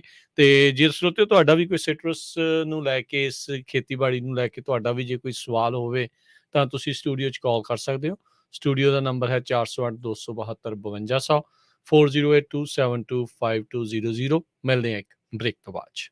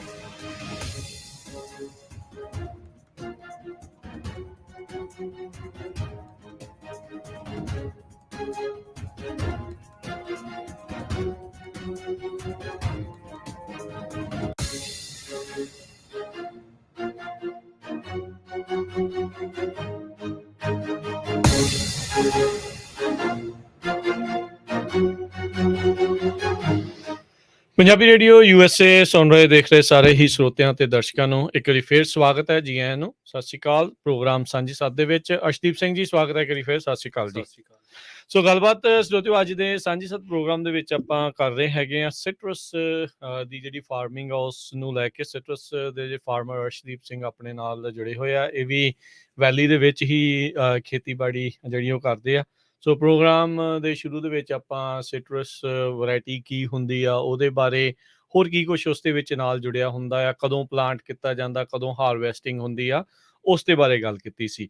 ਹੁਣ ਆਪਾਂ ਅਰਸ਼ ਗੱਲ ਕਰਦੇ ਹਾਂ ਇਸ ਦੇ ਦਰਮਿਆਨ, ਇਹਨਾਂ ਦੋਨਾਂ ਚੀਜ਼ਾਂ ਦੇ ਵਿੱਚ ਜਿਹੜਾ ਉਹ ਕੀ ਕੁਛ ਹੁੰਦਾ ਵੀ ਪਲਾਂਟ ਹੋਣ ਤੋਂ ਬਾਅਦ ਦੇ ਵਿੱਚ ਹਾਰਵੈਸਟਿੰਗ ਦੇ ਵਿੱਚ ਇੱਕ ਪੂਰਾ ਸਾਈਕਲ ਆ, ਇੱਕ ਪੂਰਾ ਪ੍ਰੋਸੈਸ ਜਿਹੜਾ ਆ ਉਹ ਹੁੰਦਾ ਆ। ਪਹਿਲੀ ਤੇ ਗੱਲ, ਜਦੋਂ ਪਲਾਂਟ ਕਰਦੇ ਆ ਸਭ ਤੋਂ ਪਹਿਲਾਂ ਮੈਨੂੰ ਲੱਗਦਾ ਕਿਸਾਨ ਦਾ ਵੀ ਆ ਵੀ ਭਾਈ ਕਦੋਂ ਕੁ ਫਲ ਦੇਣਾ ਇਹਨੇ ਸ਼ੁਰੂ ਕਰਨਾ। ਹਾਂ, ਨਹੀਂ ਬਿਲਕੁਲ, ਇਹ ਤਾਂ ਬਹੁਤ ਜ਼ਿਆਦਾ ਜ਼ਰੂਰੀ ਹੈ ਨਾ। ਜਦੋਂ ਵੀ ਆਪਾਂ ਨਵੀਂ ਕੋਈ ਪਲਾਂਟੇਸ਼ਨ ਕਰਦੇ ਹਾਂ, ਉਹ 'ਚ ਜਿਹੜਾ ਸਭ ਤੋਂ ਟਫ ਟਾਈਮ ਹੁੰਦਾ, ਇੱਕ ਤਾਂ ਚਲੋ ਜਿਹੜੀ ਪਲਾਂਟੇਸ਼ਨ ਦੀ ਕਾਸਟ ਆ ਜਾਂ ਜਿਹੜੀ ਡਿਵੈਲਪਮੈਂਟ ਦੀ ਕਾਸਟ ਉਹ ਹੋ ਜਾਂਦੀ ਹੈ। ਦੂਜੀ ਜਿਹੜੀ ਵੱਡੀ ਕਾਸਟ ਇਹ ਹੁੰਦੀ ਹੈ ਵੀ ਜੋ 3 ਸਾਲ 5 ਸਾਲ ਜਾਂ ਜਿੰਨਾ ਚਿਰ ਇਹਨੇ ਆਪਾਂ ਨੂੰ ਫਲ ਨਹੀਂ ਦੇਣਾ, ਉਹ ਬਹੁਤ ਹੁੰਦਾ ਹੈ ਨਾ ਵੀ ਤੁਸੀਂ ਆਪਣੇ ਕੋਲੋਂ ਸਾਰੇ ਐਕਸਪੈਂਸਿਸ ਕਰਨੇ ਨੇ, ਤੇ ਉਹਦੇ ਅੱਡ ਮੀਨਸ ਨੇ। ਚਲੋ ਕੋਈ ਡਿਵੈਲਪਮੈਂਟ ਲੋਨ ਲੈਂਦਾ ਹੈ, ਕੋਈ ਆਪਣੇ ਕੋਲੋਂ ਕਰਦਾ ਹੈ ਨਾ। ਤੇ ਪਰ ਜਿਹੜੇ ਅੱਗੇ ਜਿਵੇਂ ਟ੍ਰੈਡੀਸ਼ਨਲੀ ਤਾਂ ਇਹੀ ਸੀਗਾ ਵੀ 5 ਤੋਂ 7 ਸਾਲ ਲੱਗਦੇ ਸੀਗੇ ਬੂਟਿਆਂ ਨੂੰ ਫਲ ਦੇਣ 'ਚ। ਪਰ ਜਿਵੇਂ ਜਿਵੇਂ ਹੁਣ ਜੈਨੇਟਿਕਲੀ ਡਿਵੈਲਪ ਕਰੀ ਜਾਂਦੇ ਨੇ ਚੀਜ਼ਾਂ ਨੂੰ, ਤੇ ਉਹ ਵਿੰਡੋ ਕਾਫੀ ਘਟਾਈ ਜਾਂਦੇ ਨੇ। ਠੀਕ ਹੈ। ਜਿਹੜੀਆਂ ਹੁਣ ਆਪਾਂ ਇੱਕ ਐਤਕੀ ਪਲਾਂਟੇਸ਼ਨ ਕਰ ਰਹੇ ਹਾਂ ਲੈਮਨਸ ਤੇ ਦੀ ਟੈਂਗੋਸ ਦੀ, ਉਹ ਹੁਣ ਬੇਸਡ ਔਨ ਨਰਸਰੀਜ਼ ਨੰਬਰ, ਬਈ ਉਹ ਕਹਿੰਦੇ ਵੀ ਤੀਜੇ ਸਾਲ ਜਿਹੜੇ ਲੈਮਨਸ ਨੇ ਉਹ ਤੋੜਨ ਵਾਲੇ ਹੋ ਜਾਣਗੇ, ਵੀ ਉਹ ਲੈ ਕੇ ਜਾਣਗੇ। ਅੱਛਾ, ਵੀ ਬਿੰਨਾ ਭਰ ਕੇ ਜਾ ਸਕਦੀ, ਬਿੰਨਾ ਭਰ ਕੇ ਲੈ ਕੇ ਜਾਣਗੇ। ਕਿੰਨੀਆਂ ਲੈ ਜਾਂਦੇ ਨੇ ਉਹ ਹੁਣ ਉਹਨਾਂ ਦੇ ਆਪਦੇ ਨੰਬਰ ਨੇ, ਕਹਿੰਦੇ ਵੀ 5 ਤੋਂ 10 ਬਿਨ ਹੋ ਜਾਣਗੇ ਹੈ ਨਾ ਏਕੜ ਚੋਂ। ਅੱਛਾ, ਤੇ ਪਰ ਉਹ ਕਹਿੰਦਾ ਵੀ ਸਾਡੀ ਕਾਸਟ ਫਿਰ ਵੀ ਕਵਰ ਕਰ ਜਾਂਦੇ, ਵੀ ਅਸੀਂ ਲੈ ਕੇ ਜਾਵਾਂਗੇ ਤੋੜ ਕੇ। ਠੀਕ ਹੈ, ਠੀਕ ਹੈ ਜੀ। ਪਰ ਚੌਥੇ ਸਾਲ ਜਿਹੜੀ ਬਿਨ ਕਾਊਂਟ ਆ ਉਹ ਹੋ ਜਾਂਦੀ ਆ 10 ਤੋਂ 15। ਠੀਕ ਆ, 15 ਜਿਹੜੀ ਹੈਗੀ ਆ ਟੈਂਗੋਸ ਦੀ, ਬੇਸਡ ਹੁਣ ਨਰਸਰੀ ਦੇ ਨੰਬਰ ਨੇ ਹੈ ਨਾ। ਤੇ ਜਿਹੜੇ ਹੈਗੇ ਦੂਜੇ ਉਹ 15 ਪਲੱਸ ਚਲੇ ਜਾਂਦੇ ਨੇ ਪਰ ਏਕੜ। ਠੀਕ ਹੈ। ਤੇ ਉਹ ਫਿਰ ਬੇਸਿਕਲੀ ਐ ਹੁੰਦਾ ਵੀ ਉਹ ਜਿੰਨੇ ਕਲਚਰਲ ਐਕਸਪੈਂਸ ਨੇ ਉਸ ਫੀਲਡ ਦੇ, ਉਹ ਚੌਥੇ ਸਾਲ ਫੀਲਡ ਚੱਕ ਲੈਂਦਾ। ਠੀਕ ਹੈ, ਉਹ ਖਰਚਾ ਪੂਰਾ ਹੋਣ ਲੱਗ ਜਾਂਦਾ ਉਹਦਾ। ਹੁਣ ਇਹ ਨੰਬਰ ਦੇਖੋ ਜੀ, ਦਿੱਤੇ ਤਾਂ ਆਪਾਂ ਨੂੰ ਨਰਸਰੀ ਨੇ, ਆਪਾਂ ਹੁਣ ਉਹ ਮੰਨ ਕੇ ਚੱਲਦੇ ਹਾਂ ਵੀ ਠੀਕ ਹੈ, ਜਦੋਂ ਤੁਸੀਂ ਆਪਣੀ ਫਾਈਨੈਂਸ਼ੀਅਲ ਸਟੇਟਮੈਂਟਸ ਜਾਂ ਪ੍ਰੈਡਿਕਸ਼ਨਸ ਕਰਨੀਆਂ ਹੁੰਦੀਆਂ, ਤੁਸੀਂ ਫਿਰ ਇਹ ਨੰਬਰ ਲੈ ਕੇ ਚੱਲਦੇ ਹਨ। ਤੇ ਪਰ 5ਵੇਂ ਸਾਲ ਉਹਨਾਂ ਦਾ ਹੈਗਾ ਵੀ ਇਹ 60 ਤੋਂ 70% ਪ੍ਰੋਡਕਸ਼ਨ ਦੇ ਨੇੜੇ ਹੋ ਜਾਣਗੇ। ਅੱਛਾ, ਹੈ ਨਾ ਜੀ। ਠੀਕ ਹੈ। 6ਵੇਂ ਤੇ 7ਵੇਂ ਸਾਲ ਫਿਰ ਇਹ ਫੁੱਲ ਪ੍ਰੋਡਕਸ਼ਨ ਦੇ ਹੋਣਗੇ। ਫੁੱਲ ਪ੍ਰੋਡਕਸ਼ਨ ਫਿਰ ਪ੍ਰੋਫਿਟ ਦੇ ਵਿੱਚ। ਹਾਂ, ਫਿਰ ਫੁੱਲ ਪ੍ਰੋਫਿਟ 5ਵੇਂ ਸਾਲ ਦੀ ਪ੍ਰੋਫਿਟ 'ਚ ਉਹਨਾਂ ਦੀ ਜਿਹੜੀ ਉਹਨਾਂ ਦੇ ਆંકੜਿਆਂ ਦੇ ਮੁਤਾਬਕ 5ਵੇਂ ਸਾਲ ਪ੍ਰੋਫਿਟ ਚਲੇ ਜਾਣੇ। ਠੀਕ ਆ। ਸੋ ਇਹ ਜਿਹੜੇ ਨਰਸਰੀ ਵਾਲੇ, ਜਿੱਦਾਂ ਤੁਸੀਂ ਪਹਿਲਾਂ ਕਿਹਾ ਸੀਗਾ ਵੀ ਜਦੋਂ ਯੂਨੀਵਰਸਿਟੀ ਵਾਲੇ ਦੱਸਦੇ ਉਹ ਵੀ ਨੰਬਰ ਥੋੜ੍ਹੇ ਐਗਜ਼ੈਜਰੇਟ ਕਰਕੇ ਦੱਸਦੇ ਆ, ਤੇ ਇਹ ਵੀ ਥੋੜ੍ਹਾ ਐਗਜ਼ੈਜਰੇਟ ਕਰਕੇ ਦੱਸਦੇ ਹੋਣ। ਨਾਲੇ ਜਦੋਂ ਇੱਕ ਪੂਰਾ ਸਾਈਕਲ ਆ, ਮੌਸਮ ਆ, ਕੁਦਰਤ ਆ ਵਿੱਚ, ਤੇ ਕਈ ਕੁਛ ਉਲਟ ਫੇਰ ਜਿਹੜਾ ਉਸ ਦੇ ਵਿੱਚ ਹੋ ਸਕਦਾ, ਉੱਤੇ ਥੱਲੇ ਹੋ ਜਾਂਦਾ ਆ। ਸੋ ਉਹ ਸਾਰੀਆਂ ਚੀਜ਼ਾਂ ਕੀ ਹੁੰਦੀਆਂ, ਲਾਈਨਾਂ ਵਿਛਾਤੀਆਂ ਆਪਾਂ ਖੇਤ ਦੇ ਵਿੱਚ, ਸੋਇਲ ਟੈਸਟ ਹੋ ਗਈ, ਸਾਰਾ ਕੁਛ ਕਰ ਲਿਆ, ਪਾਣੀ ਦਾ ਪ੍ਰਬੰਧ ਜਿਹੜਾ ਉਹ ਕਰ ਲਿਆ, ਹੁਣ ਇਹ ਪਲਾਂਟ ਜਿਹੜੇ ਕਰ ਦਿੱਤੇ ਆ। ਹੁਣ ਉਸ ਤੋਂ ਬਾਅਦ ਦੇ ਵਿੱਚ ਕੀ ਜਿਹੜਾ ਅੱਗੇ ਪ੍ਰੋਸੈਸ ਕੀ ਆ, ਕੀ ਮੇਨਟੇਨੈਂਸ ਆ, ਕੀ ਆਪਾਂ ਇਹ ਸਾਰੀਆਂ ਚੀਜ਼ਾਂ ਜਿਹੜੀਆਂ ਧਿਆਨ ਰੱਖਣੀਆਂ ਹੁੰਦੀਆਂ? ਜਿਹੜੀ ਤਾਂ ਨਵੀਂ ਪਲਾਂਟੇਸ਼ਨ ਹੈ ਉਹਦੇ 'ਚ ਤਾਂ ਜਿਹੜੀਆਂ ਪ੍ਰੈਕਟਿਸਿਸ ਨੇ ਉਹ ਲਗਭਗ ਸੇਮ ਹੀ ਆ ਸਾਰਿਆਂ ਦੀ, ਠੀਕ ਹੈ। ਬਰਾਬਰ ਹੀ ਹੈ ਨਾ, ਦੂਜੇ ਹੂੰ, ਕ੍ਰੌਪਸ ਹੂੰ। ਨਾਲ ਵੀ ਬਰਾਬਰ ਹੀ। ਕਿਉਂਕਿ ਪਹਿਲਾਂ ਤਾਂ ਜਿਹੜਾ ਇਹੀ ਹੁੰਦਾ ਵੀ ਬੂਟੇ ਨੂੰ ਜਦੋਂ ਨਵਾਂ ਲੱਗਦਾ ਉਹ ਤਾਂ ਇਹੀ ਹੁੰਦਾ ਵੀ ਇਹ ਵੀ ਕਿੰਨੇ ਕੁ ਡੈਡ ਹੁੰਦੇ ਨੇ, ਗਰੋਥ ਕਿਵੇਂ ਆ, ਹੂੰ, ਹਨਾ, ਹੂੰ। ਇਹ ਸਾਰੀਆਂ ਚੀਜ਼ਾਂ ਮੈਟਰ ਕਰਦੀਆਂ। ਜਿਵੇਂ ਹੁਣ ਆਪਾਂ ਜਿਹੜੀ ਆ ਪਲਾਂਟੇਸ਼ਨ ਆ ਐਤਕੀ ਥੋੜ੍ਹੀ ਜਿਹੀ ਕੀਤੀ ਸੀਗੀ ਹਾਂ ਅਰਲੀ ਮੇ ਕੀਤੀ ਸੀਗੀ, ਠੀਕ ਹੈ। ਤੇ ਉਹਦੇ ਚੋਂ ਅੱਧਾ ਕੁ % ਬੂਟੇ ਡੈਡ ਹੋਏ ਨੇ। ਅੱਧਾ %? ਹਾਂਜੀ, ਨਾਟ ਠੀਕ ਹੈ। ਬੈਡ। ਹਾਂ, ਤੇ ਹਾਂ। ਉਹ ਬਹੁਤ ਵਧੀਆ ਸੀਗਾ। ਗਰੋਥ ਥੋੜ੍ਹੀ ਜਿਹੀ ਸਲੋ ਸੀਗੀ, ਚਲੋ ਗਰਮੀ ਕਹਿ ਲਓ ਜਾਂ ਜਿਵੇਂ ਮਰਜ਼ੀ ਕਹਿ ਲਓ, ਹੂੰ, ਬਟ ਜਿਹੜੇ ਉਹ ਖਰਾਬ ਨਹੀਂ ਹੋਏ ਬੂਟੇ। ਹੁਣ ਹੂੰ, ਆਪਣਾ ਹੂੰ। ਬੇਸਿਕਲੀ ਉੱਥੇ ਮੇਨ ਜ਼ੋਰ ਤਾਂ ਪਹਿਲੇ ਸਾਲ ਤਾਂ ਇਹੀ ਲੱਗਿਆ ਰਹਿਣਾ ਵੀ ਇਹ ਰੂਟਸ ਥੋੜ੍ਹੇ ਸਟਰੋਂਗ ਹੋ ਜਾਣ ਬੂਟੇ, ਹੈ ਨਾ, ਰੂਟਸ ਥੱਲੇ ਚਲੀਆਂ ਜਾਣ ਜ਼ਿਆਦਾ, ਕਿਉਂਕਿ ਹੁਣ ਤਾਂ ਪਹਿਲਾਂ ਦਾ ਬੂਟਾ ਹਨੇਰੀ ਨਾਲ ਵੀ ਡਿੱਗ ਸਕਦਾ, ਹਾਂਜੀ। ਹੈ ਨਾ, ਪਹਿਲਾਂ ਸਪੋਰਟਾਂ ਦੇਣੀਆਂ ਪੈਂਦੀਆਂ, ਸਟਿੱਕ ਵਗੈਰਾ ਲਾਉਣੀ ਪੈਂਦੀ, ਹੂੰ, ਤੇ ਇੱਕ ਜਿਹੜਾ ਫਸਟ ਈਅਰ ਦਾ ਫਰੋਸਟ ਲੰਘ ਜੇ ਇਹਨਾਂ ਨੂੰ, ਕੋਰਾ ਨਾ ਖਰਾਬ ਹਾਂ, ਕਰੇ। ਕਿਉਂਕਿ ਉਹ ਟਰੀ ਸਟਰੋਂਗ ਹੋ ਜਾਂਦਾ ਹੂੰ, ਤੇ ਉਹਦਾ ਤਣਾ ਜਿਹੜਾ ਮੋਟਾ ਹੁੰਦਾ, ਫਿਰ ਤੁਹਾਨੂੰ ਕੋਰੇ ਕਾਰੇ ਨਾਲ ਤਾਂ ਨਹੀਂ ਕੋਈ ਫਰਕ ਪੈਂਦਾ, ਫਿਰ ਤਾਂ ਫਰੂਟ ਹੀ ਬਚਾਉਣਾ ਹੁੰਦਾ। ਜਿਹੜੇ ਮੈਚਿਓਰ ਟਰੀ ਨੇ ਉਹਨਾਂ ਦਾ ਠੀਕ ਹੈ। ਇਕੱਲੇ ਫਰੂਟ ਦੀ ਟੈਨਸ਼ਨ ਆ, ਛੋਟੇ ਟਰੀ ਦੀ ਵੀ ਟੈਨਸ਼ਨ ਆ। ਹੁਣ ਜਦੋਂ ਤੁਸੀਂ ਕਹਿੰਦੇ ਤਣਾ ਮੋਟਾ ਹੋਵੇ, ਕਿੰਨੇ ਕੁ ਮੋਟੇ ਦੀ ਆਪਾਂ ਗੱਲ ਕਰ ਰਹੇ ਜਦੋਂ ਹਾਂ? ਬੂਟਾ 3 ਸਾਲ ਦਾ ਹੋ ਗਿਆ ਜੀ, ਉਦੋਂ 3 ਬਾਅਦ ਸਾਲ ਚ ਦਾ। ਫਿਰ ਕੋਰੇ ਦਾ ਤਾਂ ਨਹੀਂ ਕੋਈ ਜਦੋਂ ਸਮੱਸਿਆ। ਨਰਸਰੀ ਤੋਂ ਮਿਲਦਾ ਆ ਉਹ ਬੂਟਾ ਕਿੰਨਾ ਕੁ ਸਾਲ ਕੋਲਡ ਹੁੰਦਾ ਆ, ਕਿੰਨਾ ਕਿ ਕੁਝ ਮਹੀਨੇ ਓਲਡ ਹੁੰਦਾ ਹੈ? ਕੁਝ ਮਹੀਨੇ ਹੀ ਹੁੰਦਾ ਸੀ। ਅੱਛਾ, ਹਾਂ, ਤਾਂ ਬੇਬੀ ਹੋਈ ਆ ਉਹ ਤਾਂ ਬੇਬੀ ਹੈ। ਉਹ ਤਾਂ ਇੱਕ ਐਵੇਂ ਤੁਹਾਨੂੰ ਕਹਾਂ ਵੀ ਪਤਲੀ ਜੀ ਉਹ ਟਾਹਣੀ ਹੋਈ ਹੁੰਦੀ ਹੈ 2 ਫੁੱਟ ਦੀ, ਠੀਕ 2 ਆ। ਜਾਂ 2.5 ਫੁੱਟ ਦੀ। ਸੋ ਕੀ ਨਰਸਰੀਜ਼ ਤੋਂ ਇਦਾਂ ਬੂਟੇ ਸੋਰਸ ਕਰਨੇ ਈਜ਼ੀ ਆ, ਈਜ਼ੀ ਐਕਸੈਸ ਆ, ਮਿਲ ਜਾਂਦੇ ਆ ਜਿੰਨੇ ਚਾਹੀਦੇ ਹੁੰਦੇ ਆ, ਜਾਂ ਇਹਦੇ ਲਈ ਵੀ ਜਦੋਜਹਿਦ ਹੁੰਦੀ ਆ? ਨਹੀਂ, ਇਹਦੇ ਲਈ ਜਦੋਜਹਿਦ ਤਾਂ ਹੋਊਗੀ ਜੇ ਤੁਹਾਨੂੰ ਸ਼ਾਰਟ ਨੋਟਿਸ ਤੇ ਚਾਹੀਦੇ। ਠੀਕ ਹੈ, ਓਕੇ। ਜੇ ਤੁਹਾਡੀ ਪਲੈਨਿੰਗ ਹੈਗੀ ਹੈ ਮੈਂ ਅਗਲੇ ਸਾਲ ਪਲਾਂਟ ਕਰਨੀ ਆ ਤੇ ਤੁਹਾਨੂੰ ਪਤਾ ਕਿਹੜੀ ਵੈਰਾਈਟੀ, ਕਿਹੜਾ ਰੂਟ ਸਟਾਕ ਆ, ਹਨਾ, ਠੀਕ ਹੈ। ਫਿਰ ਤਾਂ ਕੋਈ ਜਦੋਜਹਿਦ ਨਹੀਂ, ਫਿਰ ਤਾਂ ਨਰਸਰੀ ਨੂੰ ਐਤਕੀ ਦੇ ਦਿਓ ਆਰਡਰ, ਅੱਛਾ। ਉਹਨਾਂ ਨੇ ਈਜ਼ੀਲੀ ਉਹ ਤੁਹਾਡੇ ਰੂਟ ਸਟਾਕ ਤੇ ਗਰੋ ਕਰ ਲੈਣੇ ਨੇ ਆਪਦੇ ਪਲਾਨ ਦੇ ਅਕੋਰਡਿੰਗ, ਹਨਾ। ਪਰ ਜੇ ਹੁਣ ਜਿਵੇਂ ਐਤਕੀ ਜਿਹੜਾ ਆਪਾਂ ਐਤਕੀ ਨਵਾਂ ਖੇਤ ਲਿਆ ਸੀ ਉਹਦੇ 'ਚ ਹੁਣ ਆਪਾਂ ਤਾਂ ਨਰਸਰੀ ਨੂੰ ਜਾ ਕੇ ਹੁਣੇ ਆਰਡਰ ਦਿੱਤਾ ਵੀ ਅਪ੍ਰੈਲ 'ਚ ਆਰਡਰ ਦਿੱਤਾ, ਕਿਹਾ ਵੀ ਮਈ 'ਚ ਅਸੀਂ ਪਲਾਂਟ ਕਰਨੇ, ਫਿਰ ਤਾਂ ਫੇਰ ਹੋ ਜਾਂਦੀ ਸਮੱਸਿਆ। ਫਿਰ ਆਫ ਕੋਰਸ ਜਿਹੜੇ ਨਰਸਰੀਆਂ ਨੇ ਉਹ ਗਰੋ ਕਰਦੀਆਂ ਹੁੰਦੀਆਂ ਹਮੇਸ਼ਾ ਜ਼ਿਆਦਾ ਹੀ, ਖਾਸ ਕਰਕੇ ਜਿਹੜੇ ਹਾਈ ਡਿਮਾਂਡ 'ਚ ਨੇ ਜਿਹੜੀਆਂ ਆਈਟਮਸ। ਠੀਕ ਹੈ। ਠੀਕ ਹੈ ਜੀ। ਹਾਂ। ਤੇ ਉਹ ਜੇ ਕਿਸੇ ਦਾ ਆਰਡਰ ਜੇ ਮੰਨ ਲਓ 40 ਏਕੜ ਦਾ ਆਰਡਰ ਆ ਤਾਂ ਉਹ 40 ਦਾ ਨਹੀਂ, ਉਹ ਫਿਰ ਉਹ 50 ਏਕੜ ਕਰ ਲੈਂਦੇ ਆ, 45 ਤੋਂ 50 ਏਕੜ ਗਰੋ ਠੀਕ ਪਹਿਲੇ ਹੈ, ਹੀ, ਥੋੜਾ ਹੈ ਨਾ। ਐਕਸਟਰਾ ਹੀ ਕਰਦੇ ਆ। ਹਾਂ, ਤੇ ਜੇ ਤਾਂ ਹੁਣ ਤੁਹਾਡੀ ਛੋਟੀ ਏਕੜੇਜ ਆ, ਹਨਾ, ਤੁਸੀਂ 10 ਏਕੜ 20 ਏਕੜ ਲਾਉਣੇ ਆ, ਉਹ ਤਾਂ ਮੈਨੇਜ ਹੋ ਜਾਂਦੇ ਆ ਸ਼ਾਰਟ ਟਰਮ ਤੇ। ਠੀਕ ਆ। ਪਰ ਜਿਵੇਂ ਹੁਣ ਐਤਕੀ ਆਪਾਂ 100 ਏਕੜ ਪਲਾਂਟ ਕਰਨਾ, ਉਹ ਨਹੀਂ ਹੋਣਾ। ਖੜੇ ਪੈਰ ਤੇ ਉਹ ਨਹੀਂ ਹੋਣਾ। ਉਹਦੇ ਲਈ ਫਿਰ ਜਾਂ ਤਾਂ ਸਾਰੀਆਂ ਨਰਸਰੀਆਂ ਨੂੰ ਫੋਨ ਕਰਨਾ ਪੈਣਾ, ਕਿਸੇ ਤੋਂ 5 ਏਕੜ ਦੇ, ਕਿਸੇ 10 ਏਕੜ ਦੇ, ਜਿੱਥੋਂ ਜਿੰਨਾ ਮਿਲਿਆ। ਤੇ ਫਿਰ ਉਹਨਾਂ ਦਾ ਫਿਰ ਭਾਅ ਤੇ ਵੀ ਬਹੁਤ ਅਸਰ ਪੈਂਦਾ ਹੋਣਾ, ਜਿੰਨਾ ਜ਼ਿਆਦਾ ਲਓਗੇ ਉਹਨਾਂ ਥੋੜਾ ਸਸਤਾ, ਜਿੰਨੇ ਘੱਟ ਲਓਗੇ ਤੇ ਉਹ ਓਨਾ ਮਹਿੰਗਾ। ਹਾਂ, ਇਹ ਵੀ ਹੈ ਜੀ। ਤੇ ਦੂਜੀ ਗੱਲ ਇਹ ਹੈ ਵੀ ਜਦੋਂ ਆਪਾਂ ਆਰਡਰ ਪਲੇਸ ਕਰਦੇ ਹਾਂ ਉਸੇ ਸਾਲ ਦਾ ਹੀ ਰੇਟ ਫਿਰ ਆਪਾਂ ਨੂੰ ਮਿਲਦਾ। ਜਿਵੇਂ ਹੁਣ ਆਪਾਂ ਪਿਛਲੇ ਸਾਲ ਦੇ ਇੱਕ ਆਰਡਰ ਕੀਤੇ ਸੀ ਜਿਹੜੇ ਟਰੀ, ਉਹ ਮਿਲਾ $14.60 ਨੂੰ ਕੀਤੇ ਸੀ। ਠੀਕ ਹੈ। ਠੀਕ ਹੈ ਜੀ। ਤੇ ਜਿਹੜੇ ਐਤਕੀ ਕੀਤੇ ਨੇ ਉਹਨੇ $15 ਤੇ ਮੈਨੂੰ ਲੱਗਦਾ ਕੋਈ 40-45 ਸੈਂਟ ਨੂੰ ਕੀਤਾ। ਤੇ ਹੁਣ ਕੁਛ ਅਗਲੇ ਸਾਲ ਜਿਹੜੀ ਅਪ੍ਰੈਲ 'ਚ ਪਲਾਂਟੇਸ਼ਨ ਕਰਨੀ ਆ ਉਹ $16.5 ਨੂੰ। ਉਹ ਆਲਰੇਡੀ ਐਕਸਪੈਂਸਿਵ ਹੋ ਰਹੀ ਹੈ। ਤੇ ਪਰ ਜੇ ਹੁਣ ਮੈਨੂੰ ਪਤਾ ਵੀ ਆਪਾਂ ਅਗਲੇ ਸਾਲ ਜਾ ਕੇ ਉਹਨਾਂ ਨੂੰ ਪਲਾਂਟ ਕਰਨ ਦੀ ਲੈਣ ਦੀ ਕੋਸ਼ਿਸ਼ ਕਰਾਂਗੇ, ਉਹਨਾਂ ਨੇ ਉਹਦੀ $17-18 ਹੋਰ ਲਾਉਣਾ, ਵੱਧਦਾ ਜਾਣਾ ਹੈ ਕੰਮ।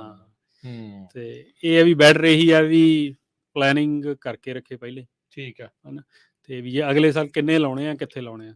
ਸੋ ਆਪਾਂ ਮੁੜ ਕੇ ਆਈਏ ਵੀ ਅਜੇ ਆਪਾਂ ਪਲਾਂਟ ਕਰ ਰਹੇ ਹਾਂ ਛੋਟੇ ਆ, ਸ਼ੁਰੂਆਤ ਦੇ ਵਿੱਚ ਉਹਨਾਂ ਨੂੰ ਸਪੋਰਟ ਵਗੈਰਾ ਦੀ ਜ਼ਰੂਰਤ ਹੁੰਦੀ ਹੈ। ਉਸ ਤੋਂ ਅੱਗੇ ਤੁਸੀਂ ਦੱਸ ਫਿਰ ਹਾਂਜੀ, ਉਸ ਤੋਂ ਅੱਗੇ ਤਾਂ ਫਿਰ ਹੁਣ ਆਪਾਂ ਤਾਂ ਹੁਣ ਪਾਣੀ ਹੀ ਲਾਉਣਾ ਤੇ ਡ੍ਰਿਪ ਰਾਹੀਂ ਉਹਨਾਂ ਨੂੰ ਉਹ ਜਿਹੜੀ ਫਰਟੀਲਾਈਜ਼ਰ ਕੋਈ ਵੀ ਉਹ ਐਡ ਕਰਨਾ।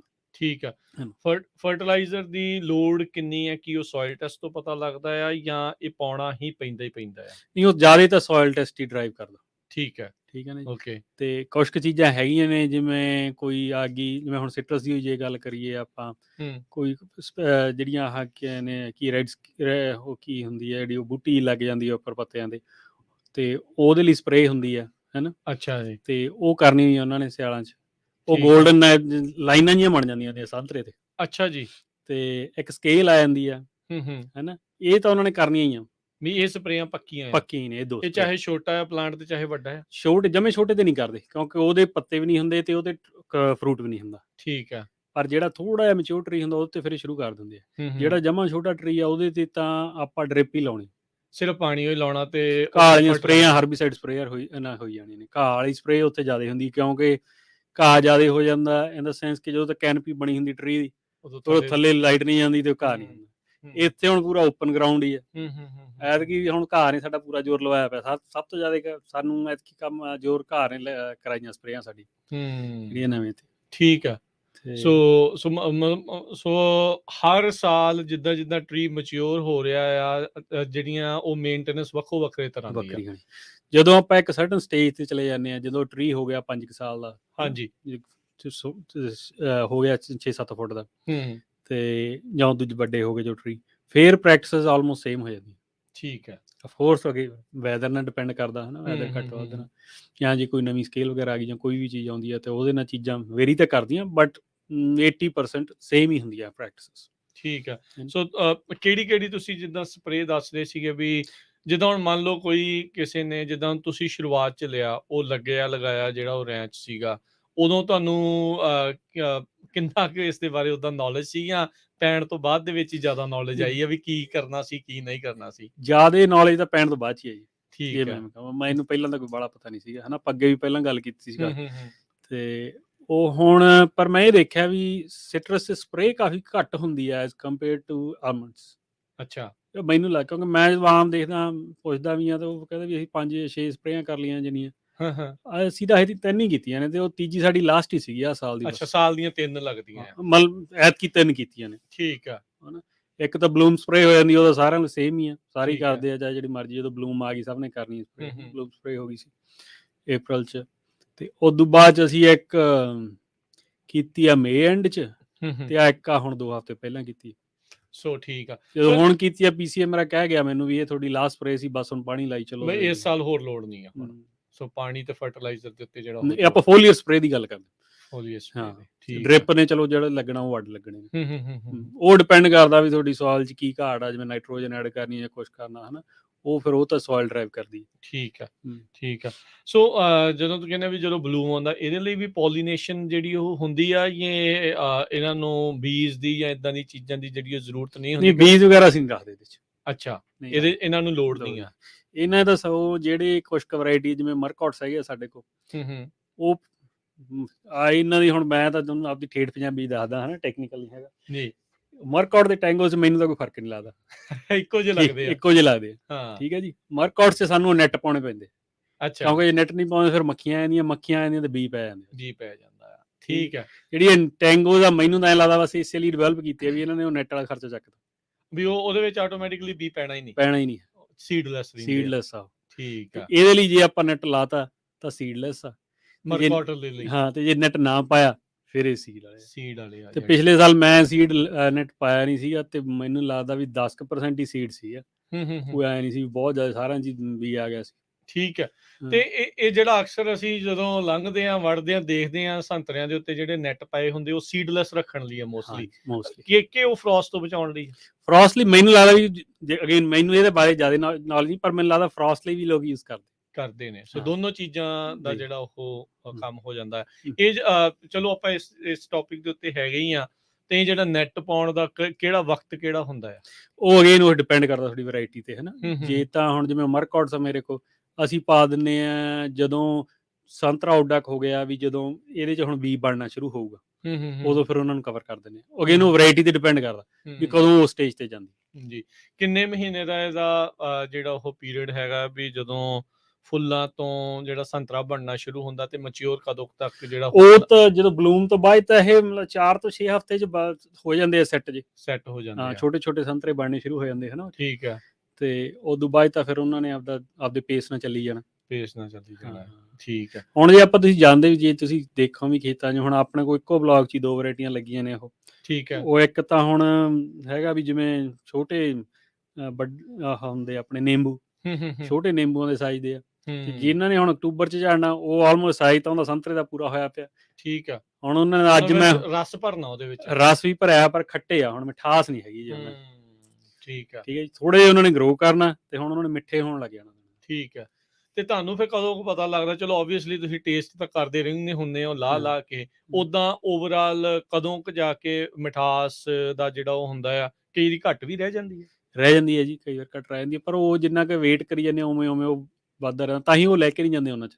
ਠੀਕ ਹੈ। ਹਾਂ, ਤੇ ਉਹ ਸ਼ੂਗਰ ਚੈੱਕ ਕਰਦੇ ਆ ਉਹਦੇ 'ਚ, ਜੇ ਉਹਨਾਂ ਦਾ ਸਰਟਨ ਕੰਟੈਂਟ ਉਹਨਾਂ ਮਿਨੀਮਮ ਕਰਨਾ ਚਾਹੀਦਾ ਮੀਟ ਉਹਨਾਂ ਬੈਂਚਮਾਰਕ ਚਿਰ, ਜਿਹੜਾ ਹਾਂ, ਆ। ਫਿਰ ਨਹੀਂ ਉਹਨਾਂ ਚਿਰ ਉਹ ਤੋੜਦੇ ਨਹੀਂ ਹੈ ਉਹਨੂੰ। ਹੂੰ।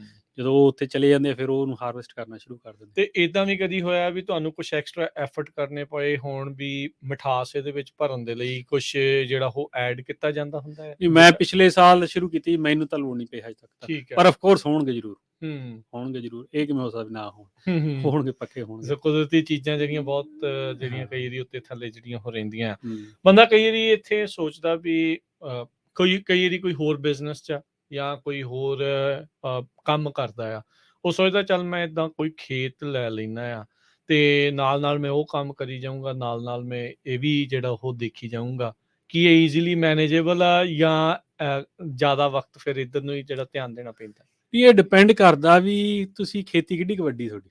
ਹੂੰ। ਜੇ ਤਾਂ ਤੁਹਾਡੇ ਕੋਲ ਛੋਟੇ ਆ 10-20 ਏਕੜ ਆ, ਹੈ ਨਾ, 20 ਏਕੜ, ਹੂੰ। ਮਤਲਬ 40 ਏਕੜ ਤੱਕ ਵੀ ਮੈਨੂੰ ਲੱਗਦਾ ਬੰਦਾ ਕਰ ਸਕਦਾ ਮੈਨੇਜ ਨਾਲ ਦੀ ਨਾਲ, ਜੇ ਕਰਨਾ ਚਾਹਵੇ ਤਾਂ, ਹੈ ਨਾ। ਆਫ ਕੋਰਸ ਉਹਦੇ ਨਾਲ ਲੇਬਰ ਐਕਸਪੈਂਸ ਥੋੜਾ ਜਿਹਾ ਵੱਧ ਜਾਣਾ, ਤੁਹਾਨੂੰ ਇੱਕ ਬੰਦਾ ਰੱਖਣਾ ਪੈਣਾ। ਪਰਮਾਨੈਂਟ ਜੌਬ 'ਤੇ ਨਹੀਂ ਹੁੰਦਾ, ਉਹ ਚਾਰਜ ਕਰ ਲੈਂਦੇ ਆ, ਬਾਏ ਆਵਰਸ ਚਾਰਜ ਕਰਦੇ ਆ, ਜਿੰਨੇ ਉਹ ਘੰਟੇ ਲਾਉਂਦੇ ਆ ਉਨੇ ਹਿਸਾਬ ਨਾਲ ਤੁਹਾਨੂੰ ਬਿੱਲ ਕਰੀ ਜਾਂਦੇ ਆ ਨਾ। ਤੇ ਪਰ ਉਹ ਮੈਨੇਜ ਹੋ ਸਕਦੀ। ਪਰ ਜੇ ਵੱਡੀ ਖੇਤੀ ਆ ਫਿਰ ਤਾਂ ਉਹ ਫੁੱਲ ਟਾਈਮ ਵਾਲਾ ਹੀ ਕੰਮ ਆ, ਫਿਰ ਤੁਸੀਂ ਤੁਹਾਨੂੰ ਇਨਵੋਲਵ ਹੋਣਾ ਹੀ ਪੈਂਦਾ, ਉਸ ਤੋਂ ਬਗੈਰ ਸਰਦਾ ਹੀ ਨਹੀਂ ਹੈ। ਮੇਜਰ ਇਸ਼ੂਜ਼ ਕੀ ਆ ਇਸ ਟਾਈਮ ਜਿਹੜੀ ਸਿਟਰਸ ਫਾਰਮਿੰਗ ਦੇ, ਜੇ ਆਪਾਂ ਕੈਲੀਫੋਰਨੀਆ ਦੇ ਵਿੱਚ ਦੇਖੀਏ, ਕੋਈ ਹੈ ਆ ਜਾਂ ਸਾਰਾ ਕੁਛ ਅਜੇ ਰੱਬ ਦੀ ਮਿਹਰ ਨਾਲ ਠੀਕ ਚੱਲ ਰਿਹਾ? ਨਹੀਂ, ਠੀਕ ਆ, ਜਿਵੇਂ ਆਪਣੇ ਦੂਜੇ ਕ੍ਰੌਪਸ ਨੇ ਉਹਦੇ ਕੁਛ ਕੁ ਤਾਂ ਇਸ਼ੂ ਸਾਡੇ ਹੈਗੇ ਆ, ਉਹ ਸਾਂਝੇ ਹੀ ਆ। ਕਾਮਨ ਪਾਣੀ ਵਾਲਾ ਹੋ ਗਿਆ, ਹੈ ਨਾ। ਪਾਣੀ ਨਹੀਂ ਹੁਣ ਐਤਕੀ ਵੀ, ਚਲੋ ਆਪਾਂ ਉਹ ਟੇਬਲ ਸਾਈਡ ਸਾਡਾ ਵਧੀਆ, ਹੈ ਨਾ, 1 ਫੁੱਟ ਸਾਈਡ ਸਾਡੇ ਪਾਣੀ ਵੀ ਉੱਪਰ ਆ, 80-85 ਫੁੱਟ ਤੇ ਆ। ਸਾਨੂੰ FID ਤੇ CID ਦਾ ਪਾਣੀ ਵਾਧੂ ਆਈ ਜਾਂਦਾ, ਵਾਧੂ ਇਨ ਦਾ ਸੈਂਸ ਕਿ ਵੀ ਜਿਹੜਾ ਐਜ਼ ਕੰਪੇਅਰ ਟੂ ਦੂਜੇ ਬਾਕੀਆਂ ਨਾਲੋਂ। ਜਿਵੇਂ ਅੱਗੇ ਮੈਂ ਸੁਣਦਾ ਵੀ FID 5 ਤੋਂ 6 ਮਹੀਨੇ ਪਾਣੀ ਦਿੰਦੀ ਰਹਿੰਦੀ ਸੀ ਗਰਮੀ, ਹੁਣ ਐਤਕੀ 2 ਮਹੀਨੇ ਕਿਹਾ ਸੀ ਪਹਿਲਾਂ, ਤੇ ਹੁਣ ਇਹਨਾਂ ਨੇ 4 ਹਫ਼ਤੇ ਐਕਸਟੈਂਡ ਕਰਤਾ। ਹਾਂ, ਸੋ 3 ਮਹੀਨੇ ਪਾਣੀ ਦੇਣਾ, ਉਹ 3 ਮਹੀਨੇ ਨਹੀਂ ਸਾਡਾ ਕਾਫੀ ਚੱਲ ਜਾਂਦਾ, ਗਰਮੀ ਵਾਲਾ ਕੰਮ ਨਿਕਲ ਜਾਂਦਾ। ਠੀਕ ਆ। ਤੇ ਕੀ ਇਹਦੇ ਵਿੱਚ ਜਦੋਂ ਹੁਣ ਤੁਸੀਂ ਪਾਣੀ ਦੀ ਗੱਲ ਕਰਦੇ ਆ ਵੀ ਜਿਹੜਾ FID ਜਾਂ CID ਜਿਹੜੀ ਇਰੀਗੇਸ਼ਨ ਡਿਸਟ੍ਰਿਕਟ ਦਿੰਦੀ ਆ, ਕੀ ਤੁਹਾਨੂੰ ਉਹਨਾਂ ਨੂੰ ਪਹਿਲੋਂ ਦਰਖਾਸਤ ਪਾਉਣੀ ਪੈਂਦੀ ਹੈ ਵੀ ਮੈਨੂੰ ਪਾਣੀ ਇੰਨਾ ਚਾਹੀਦਾ ਹੈ, ਜਾਂ ਆਟੋਮੈਟਿਕਲੀ ਇਹ ਹੁੰਦਾ ਹੀ ਆ ਵੀ ਤੁਸੀਂ ਉਹਦੇ ਵਿੱਚ ਜਦੋਂ ਨਹਿਰ ਕੱਸੀ ਚੱਲਦੀ ਆ ਤੇ ਤੁਸੀਂ ਉਹ ਚੋਂ ਲੈ ਸਕਦੇ ਆ? ਨਹੀਂ, ਹਰੇਕ ਨਾ ਜਿਹੜਾ ਏਰੀਆ ਹੁੰਦਾ ਉਹਦਾ ਤੁਹਾਨੂੰ ਇੱਕੋ ਬੰਦਾ ਅਸਾਈਨ ਕਰ ਦਿੰਦੇ। ਠੀਕ ਹੈ, ਡਿਸਟ੍ਰਿਕਟ ਅਸਾਈਨ ਕਰਦਾ, ਡਿਸਟ ਟੈਂਡਰ ਕਹਿੰਦੇ ਇਹਨੂੰ। ਤੇ ਉਹਨੂੰ ਫਿਰ ਤੁਸੀਂ ਫੋਨ ਤੇ ਗੱਲ ਕਰ ਲੈਂਦੇ ਆ, ਕੋਈ ਏਡਾ ਸਟਰਕਚਰਡ ਵੇ ਨਹੀਂ ਹੈਗਾ, ਤੇ ਪਰ ਉਹਨੂੰ ਫੋਨ ਹੀ ਕਰਨਾ ਪੈਂਦਾ ਤੁਹਾਨੂੰ ਵੀ ਹਾਂ ਵੀ ਅਸੀਂ ਰੈਡੀ ਹਾਂ, ਵੀ ਪਾਣੀ ਦਾ। ਫਿਰ ਉਹ ਸਕੈਜੂਲ ਬਣਾ ਦਿੰਦੇ ਤੁਹਾਡੇ। ਠੀਕ ਆ, ਵੀ ਇੰਨੇ ਇਸ ਦਿਨ ਤੁਹਾਡੀ ਵਾਰੀ ਹੈ ਜੀ, ਇੰਨੇ ਘੰਟੇ ਆ ਜਾਂ ਇੰਨੇ ਦਿਨ ਨੇ, ਜੇ ਡਿਪੈਂਡਿੰਗ ਅਪੋਨ ਤੁਹਾਡਾ ਕਿੰਨਾ ਏਰੀਆ ਹੈ ਨਾ, ਕਿੰਨਾ ਪਾਣੀ ਮਿਲਣਾ। ਤੇ ਉਹ ਸਾਰੇ ਡਿਸਟ੍ਰਿਕਟ ਮੈਨੂੰ ਤਾਂ ਲੱਗਦਾ ਐਵੇਂ ਹੀ ਹੈ, ਕਿਉਂਕਿ ਆਪਣੇ ਨੇੜੇ ਤੇੜੇ ਵਾਲੇ ਤਾਂ ਐਵੇਂ ਕੰਮ ਕਰਦੇ। ਠੀਕ ਹੈ ਜੀ। ਤੇ ਕਈ ਵਾਰ ਐਂ ਹੋ ਜਾਂਦਾ ਵੀ ਜੇ ਉਹਨਾਂ ਕੋਲ ਪਾਣੀ ਵੱਧ ਹੋਵੇ ਤਾਂ ਫਿਰ ਉਹ ਕਹਿ ਦਿੰਦੇ ਨੇ ਵੀ ਉਹ ਹੋਰ ਲੈ ਲਓ, ਜਾਂ ਘੱਟ ਹੋਵੇ ਫਿਰ ਉਹ ਕਹਿੰਦੇ ਨੇ ਵੀ ਨਹੀਂ, ਇੰਨਾ ਨਹੀਂ ਦੇਣਾ ਜਿੰਨਾ ਤੁਸੀਂ ਰਿਕੁਐਸਟ ਕੀਤਾ, ਥੋੜਾ ਘੱਟ ਮਿਲੂਗਾ। ਹਾਂ, ਤੁਹਾਨੂੰ ਫਿਰ ਉਹ ਆਪ ਹੀ ਦੱਸ ਦਿੰਦੇ ਆ ਵੀ ਤੁਹਾਨੂੰ ਇੰਨਾ ਹੀ ਮਿਲਣਾ। ਜਿਵੇਂ ਹੁਣ ਐਤਕੀ ਆਪਾਂ ਨੂੰ CID ਦਾ ਪਾਣੀ ਹੈਗਾ ਆਪਣੇ ਖੇਤ, ਤੇ ਉਹਨਾਂ ਨੇ ਮਹੀਨਾ ਕੀ ਚਲਾਈ ਹੈ ਡਿੱਚ ਉਹ। ਠੀਕ ਹੈ, ਮਹੀਨੇ 'ਚੋਂ ਚਲੋ ਆਪਾਂ ਨੂੰ ਉਹਨਾਂ ਨੂੰ 2 ਵਾਰ ਪਾਣੀ ਮਿਲ ਗਿਆ ਉੱਥੇ। ਤੇ ਪਰ ਜਨਰਲੀ ਮੈਨੂੰ ਤਾਂ ਆਇਆ ਹੁੰਦਾ ਵੀ ਜੇ 4-5 ਵਾਰ ਪਾਣੀ ਮਿਲ ਜੇ ਤੇ ਖੇਤ ਨੂੰ ਪੂਰਾ ਲੱਗਣ ਵਾਲਾ, ਤੇ ਗਰਮੀਆਂ ਲੰਘ ਜਾਂਦੀਆਂ ਨੇ। ਠੀਕ ਹੈ ਜੀ। ਹੁਣ ਪਾਣੀ ਹੈਗਾ ਐਕਸਟਰਾ, ਕਿਉਂਕਿ ਹੁਣ ਜਿੰਨੇ ਵੀ ਆਲਮੰਡਸ ਵਾਲਿਆਂ ਨੇ ਪਾਣੀ ਬੰਦ ਕਰਤਾ। ਅੱਛਾ, ਕਿਉਂਕਿ ਹੁਣ ਹਾਰਵੈਸਟ ਸ਼ੁਰੂ ਹੋ ਗਈ ਆ। ਹੁਣ ਮੈਨੂੰ ਅੱਜ ਮੈਂ FID ਸਾਡੇ ਡਿਚ ਟੈਂਡਰ ਨਾਲ ਗੱਲ ਕਰਦਾ, ਉਹ ਮੈਂ ਰਿਕੁਐਸਟ ਕੀਤਾ ਵੀ ਫਰਾਈਡੇ ਨਹੀਂ ਪਾਣੀ ਦੇ ਦੇ। ਠੀਕ ਹੈ, ਉਹ ਕਹਿੰਦਾ ਲੈ ਲਓ, ਹੁਣ ਪਾਣੀ ਹੈਗਾ ਆ। ਠੀਕ ਆ, ਸੋ ਡਿਪੈਂਡ ਕਰਦਾ। ਇਹ ਥੋੜਾ ਜਿਹਾ ਕਿ ਵੀ ਡਿਫਰੈਂਸ ਆ ਜਾਂਦਾ ਤੁਹਾਡੀ ਡਿਫਰੈਂਟ ਕ੍ਰਾਫਟਸ 'ਚ ਨਾ, ਡਾਇਵਰਸੀਫਿਕੇਸ਼ਨ ਦੇ ਵਿੱਚ। ਹਾਂ, ਜਿਵੇਂ ਹੁਣ ਆਲਮੰਡਸ ਵਾਲਿਆਂ ਨੂੰ ਪਾਣੀ ਚਾਹੀਦਾ ਹੁੰਦਾ ਜਦੋਂ ਪੂਰਾ ਗਰਮੀ ਸੀ, ਸਾਨੂੰ ਵੀ ਉਦੋਂ ਚਾਹੀਦਾ ਹੁੰਦਾ, ਇਹ 'ਚ ਨਹੀਂ ਕੋਈ ਸ਼ੱਕ। ਪਰ ਹੁਣ ਉਹਨਾਂ ਨੂੰ 15 ਦਿਨ ਹੋ ਗਏ, ਉਹਨਾਂ ਨੂੰ ਪਾਣੀ ਨਹੀਂ ਚਾਹੀਦਾ, ਸਾਨੂੰ ਚਾਹੀਦਾ ਹਜੇ। ਸੋ ਜਿਹੜਾ ਉਹਨਾਂ ਨੂੰ ਨਹੀਂ ਲੋੜ ਹੋਵੇ ਤੁਹਾਨੂੰ ਮਿਲੀ ਜਾ ਰਿਹਾ, ਕਿਉਂਕਿ ਨਹੀਂ ਤਾਂ ਅਦਰਵਾਈਜ਼ ਪਾਣੀ ਦਾ ਲੋੜ ਕੇ ਜਾਈ ਜਾਣਾ। ਤੇ ਉਹ ਹੁਣ ਅਸੀਂ ਤਾਂ ਹਜੇ ਮਹੀਨਾ ਹੋਰ ਲਾਈ ਜਾਣਾ, ਸਾਡੇ ਤਾਂ ਹਜੇ ਫਰੂਟ ਬਹੁਤ ਨਵੇਂ ਨੇ, ਉਹ ਫਰਕ ਪੈ ਜਾਂਦਾ। ਤੇ ਜਿਹੜਾ ਇੱਕ ਇਹ ਵੱਡੀ ਚੀਜ਼ ਹੈ ਡਿਫਰੈਂਸ, ਆਪਾਂ ਇਹ ਦੇਖਦੇ ਹਾਂ, ਹੈ ਨਾ, ਵੀ ਜਿਹੜਾ ਨਟ ਕ੍ਰੌਪ ਤੇ ਜਿਹੜਾ ਸਿਟਰਸ ਵਾਲਾ ਆਪਣੇ, ਮੈਨੂੰ ਤਾਂ ਐਂ ਲੱਗਦਾ ਹੁੰਦਾ ਵੀ ਜਿਹੜੇ ਬੰਦੇ ਨੇ ਨਵੇਂ ਨੇ ਛੋਟੀ ਖੇਤੀ ਕਰਨੀ ਆ, ਤਾਂ ਉਹਨਾਂ ਨੂੰ ਸਿਟਰਸ ਜਾਂ ਜਿਹੜੀਆਂ ਹੋਰ ਕ੍ਰੌਪਸ ਨੇ ਉਹਨਾਂ ਨੂੰ ਐਕਸਪਲੋਰ ਕਰਨਾ ਚਾਹੀਦਾ as compared to nut crop. ਜਦੋਂ ਛੋਟੀ ਖੇਤੀ ਤੁਸੀਂ ਸਾਈਡ 'ਤੇ ਸ਼ੁਰੂ ਕਰਨੀ, ਹੈ ਨਾ, ਉਹਦੇ ਲਈ ਵੱਡਾ ਫਰਕ ਤਾਂ ਇਹ ਹੋ ਜਾਂਦਾ ਵੀ ਜਿਹੜੀ ਹਾਰਵੈਸਟ ਆ, ਕਿਉਂਕਿ ਉਹ ਹੈਂਡ ਪਿਕ ਆ, ਤੁਹਾਨੂੰ ਮਸ਼ੀਨਰੀ ਦੀ ਨਹੀਂ ਉਨੀ ਲੋੜ ਪੈਂਦੀ। ਠੀਕ ਹੈ ਜੀ। ਠੀਕ ਆ। ਤੇ ਇੱਕ ਜਿਹੜਾ ਛੋਟੇ ਖੇਤ ਨਾਲ ਸਰ ਸਕਦਾ ਇਸ ਇੰਡਸਟਰੀ 'ਚ, ਜਿਵੇਂ ਹੂੰ। ਸਿਟਰਸ ਹੋ ਗਿਆ ਜਾਂ ਦੂਜੇ ਹੈਗੇ ਆ। ਹੂੰ, ਜਿਹੜੀ ਨਟ ਕ੍ਰੌਪ 'ਚ ਮੈਨੂੰ ਲੱਗਦਾ ਵੀ ਉਹਦਾ ਫਿਰ ਉਹ ਬ੍ਰੇਕ ਈਵਨ ਕਰਨ ਲਈ ਤੁਹਾਨੂੰ ਏਕੜੇਜ ਵੱਡੀ ਚਾਹੀਦੀ, ਇਹਦੇ ਵਿੱਚ ਮਤਲਬ ਥੋੜੀ ਏਕੜ ਥੋੜੀ ਦੇ ਨਾਲ ਏਕੜੇਜ। ਸਰ ਜਾਂਦਾ। ਉਹਦਾ ਵੱਡਾ ਕਾਰਨ ਤਾਂ ਇਹ ਹੈ ਵੀ ਜਿਹੜੀ ਹਾਰਵੈਸਟ ਆ ਉਹ ਹੈਂਡ ਨਾਲ ਹੁੰਦੀ, ਹੂੰ, ਚਾਹੇ ਤੁਹਾਡੇ ਕੋਲ 5 ਏਕੜ ਆ ਚਾਹੇ 10 ਆ, ਕਿਉਂਕਿ ਬਹੁਤ ਸਾਰੇ ਇੱਧਰ ਹੈਗੇ ਆ ਛੋਟੀਆਂ ਰੈਂਚਸ ਜਿਹੜੇ ਪੁਰਾਣੇ ਘਰ ਬਣੇ ਹੋਏ ਨੇ, ਠੀਕ ਹੈ। ਕਿਸੇ ਕੋਲ 7 ਏਕੜ ਆ, ਕਿਸੇ ਕੋਲ 5 ਏਕੜ ਆ, ਹੂੰ, ਉਹ ਲਾਇਆ ਹੋਇਆ ਉਹਨਾਂ ਨੇ ਸਿਟਰਸ ਪੁਰਾਣਾ, ਹੂੰ, ਉਹਨਾਂ ਦੀ ਵੀ ਚੱਲੀ ਹੋਈ ਜਾਂਦੀ ਹੈ। ਹੂੰ। ਪਰ ਹੁਣ 5 ਏਕੜ 'ਚ ਬਦਾਮ ਨਹੀਂ ਲਾ ਸਕਦੇ ਆਪਾਂ, ਹਾਂ, ਪਿਸਤਾਸ਼ੀਓ ਉਹਦੇ ਲਾ ਨਾਲ ਫਿਰ ਉਹ ਕਿਉਂਕਿ ਉਹ ਫਿਰ ਖਰਚਾ ਜ਼ਿਆਦਾ ਆ ਤੇ ਉਹਦੇ ਵਿੱਚ ਉਦੋਂ ਫਿਰ ਹਾਂ। ਬੈਨੀਫਿਟ ਨਹੀਂ ਉਹਦੇ ਵਿੱਚ, ਕਿਉਂਕਿ ਮਸ਼ੀਨ ਦੇ ਨਾਲ ਜਿਹੜਾ ਉਹ ਚੱਲਣਾ ਆ, ਹੂੰ। ਉਹ ਚੀਜ਼ ਜਿਹੜੀ ਉਹ ਥੋੜੀ ਡਿਫਰੈਂਟ, ਸੋ ਇਹ ਇੱਕ ਡਿਫਰੈਂਟ ਹੋ ਜਾਂਦਾ ਆ ਜਿਹੜੀਆਂ ਨਟ ਕ੍ਰੌਪਸ ਆ ਉਸ ਦੇ ਜਿਹੜਾ ਉਹ ਨਾਲੋਂ। ਸੋ ਕਾਫੀ ਕੁਛ ਜਿਹੜਾ ਅੱਜ ਨਵਾਂ ਆਪਾਂ ਨੂੰ ਸਿੱਖਣ ਨੂੰ ਸੁਣਨ ਨੂੰ ਜਿਹੜਾ ਇਸ ਚੀਜ਼ ਦੇ ਵਿੱਚ ਜਿਹੜਾ ਉਹ ਮਿਲ ਰਿਹਾ ਆ। ਤੇ ਬਾਕੀ ਅਵੇਲੇਬਿਲਿਟੀ ਕਿੰਨੀ ਕੁ ਰਹਿੰਦੀ ਆ, ਇਹ ਵੀ ਖਬਰ ਜਾਂ ਆਪਾਂ ਸੁਣਨ ਨੂੰ ਮਿਲ ਰਿਹਾ ਵੀ ਜਿਹੜੇ ਫੁੱਟ ਹਿਲਜ਼, ਪੋਰਟਰਵਿਲ ਜਾਂ ਟਲੈਰੀ ਉਹ ਵਾਲੇ ਇਲਾਕੇ, ਉੱਧਰ ਵੀ ਬਹੁਤ ਜ਼ਿਆਦਾ ਇਹ ਪਲਾਂਟੇਸ਼ਨ ਹੈਗੀ ਆ, ਉੱਧਰ ਪਾਣੀ ਦਾ ਪੱਧਰ ਕਾਫੀ ਜ਼ਿਆਦਾ ਘਟਦਾ ਜਾ ਰਿਹਾ ਹੈ। ਹਾਂ, ਜਿਵੇਂ ਹੁਣ ਬੇਕਰਫੀਲਡ ਨੂੰ ਆਪਾਂ ਜਾਂਦੇ ਰਹਿੰਦੇ ਹਾਂ ਹਨਾ, ਤੇ ਸਾਊਥ ਨੂੰ ਜਾਂਦੇ ਹਾਂ, ਤੇ ਪਾਣੀ ਦੀ ਤਾਂ ਪ੍ਰੋਬਲਮ ਹੈਗੀ ਉੱਧਰ।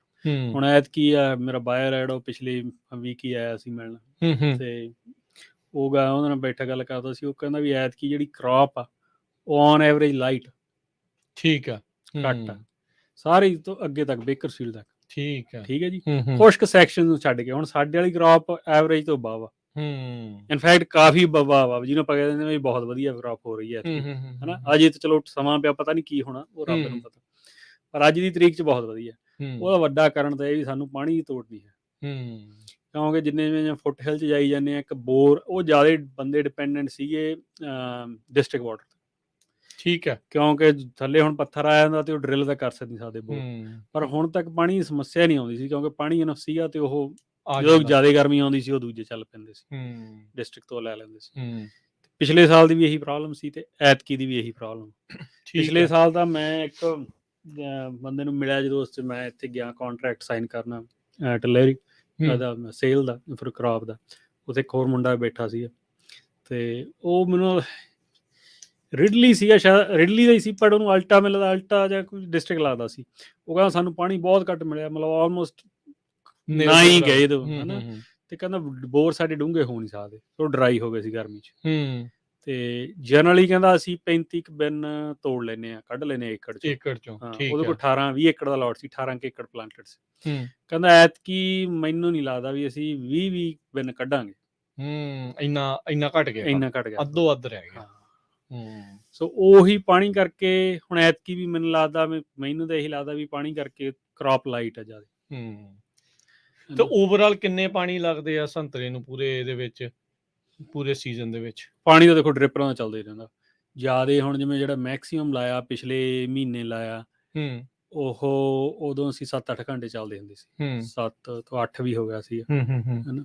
ਉਹ ਡਿਪੈਂਡ ਕਰਦਾ ਤੁਹਾਡੀ ਜਿਹੜੀ ਈਟੀ ਤੇ ਵੀ ਕਿੰਨੀ ਕੁ ਵੈਪੋਰੇਸ਼ਨ ਹੋ ਰਹੀ ਆ, ਗਰਮੀ ਆ ਕਿੰਨੀ ਜ਼ਿਆਦਾ ਆ ਘੱਟ ਆ, ਤੇ ਉਹ ਉਦੋਂ ਮੋਟਰ ਜ਼ਿਆਦਾ ਚੱਲਦੀ ਸੀ, ਬਟ ਜਨਰਲੀ ਫਿਰ ਉਦੋਂ ਕੱਸੀ ਦਾ ਪਾਣੀ ਆ ਗਿਆ ਸੀ ਬਾਅਦ ਦੇ ਵਿੱਚ। ਚਲੋ ਇਸ ਵਾਰ ਤਾਂ ਏਦਾਂ ਰਹਿ ਗਿਆ, ਪਰ ਫਿਕਰ ਨਹੀਂ ਰਹਿੰਦਾ ਤੁਹਾਨੂੰ ਵੀ ਪਾਣੀ ਤਾਂ ਹਰ ਸਾਲ ਥੱਲੇ ਨੂੰ ਥੱਲੇ ਜਿਹੜਾ ਉਹ ਜਾਈ ਜਾ ਰਿਹਾ ਆ, ਕਦੋਂ ਤੱਕ ਇਹ ਜਿਹੜੀ ਚੀਜ਼ ਜਿਹੜੀ ਉਹ ਰਹਿ ਸਕਦੀ ਆ, ਤੇ ਵੈਪੋਰੇਸ਼ਨ ਦਾ ਕੀ ਹੱਲ ਕੋਈ ਲੱਭ ਰਹੇ ਆ ਕੁਛ? ਨਹੀਂ, ਜਿਹੜੀ ਤੇ ਇਹ ਪ੍ਰੋਬਲਮ ਹੈ ਤਾਂ ਕਾਮਨ ਹੀ ਹੈ ਸਾਰਿਆਂ ਦੀ, ਕਿਸੇ ਨੂੰ ਘੱਟ ਇੰਪੈਕਟ ਕਰ ਰਹੀ ਹੈ, ਕਿਸੇ ਨੂੰ ਵੱਧ ਜ਼ਿਆਦਾ ਕਰ ਰਹੀ ਆ, ਤੇ ਉਹ ਡਿਪੈਂਡਿੰਗ ਪਾਉਣ ਤੁਸੀਂ ਕਿੱਥੇ ਹੈਗੇ ਆ।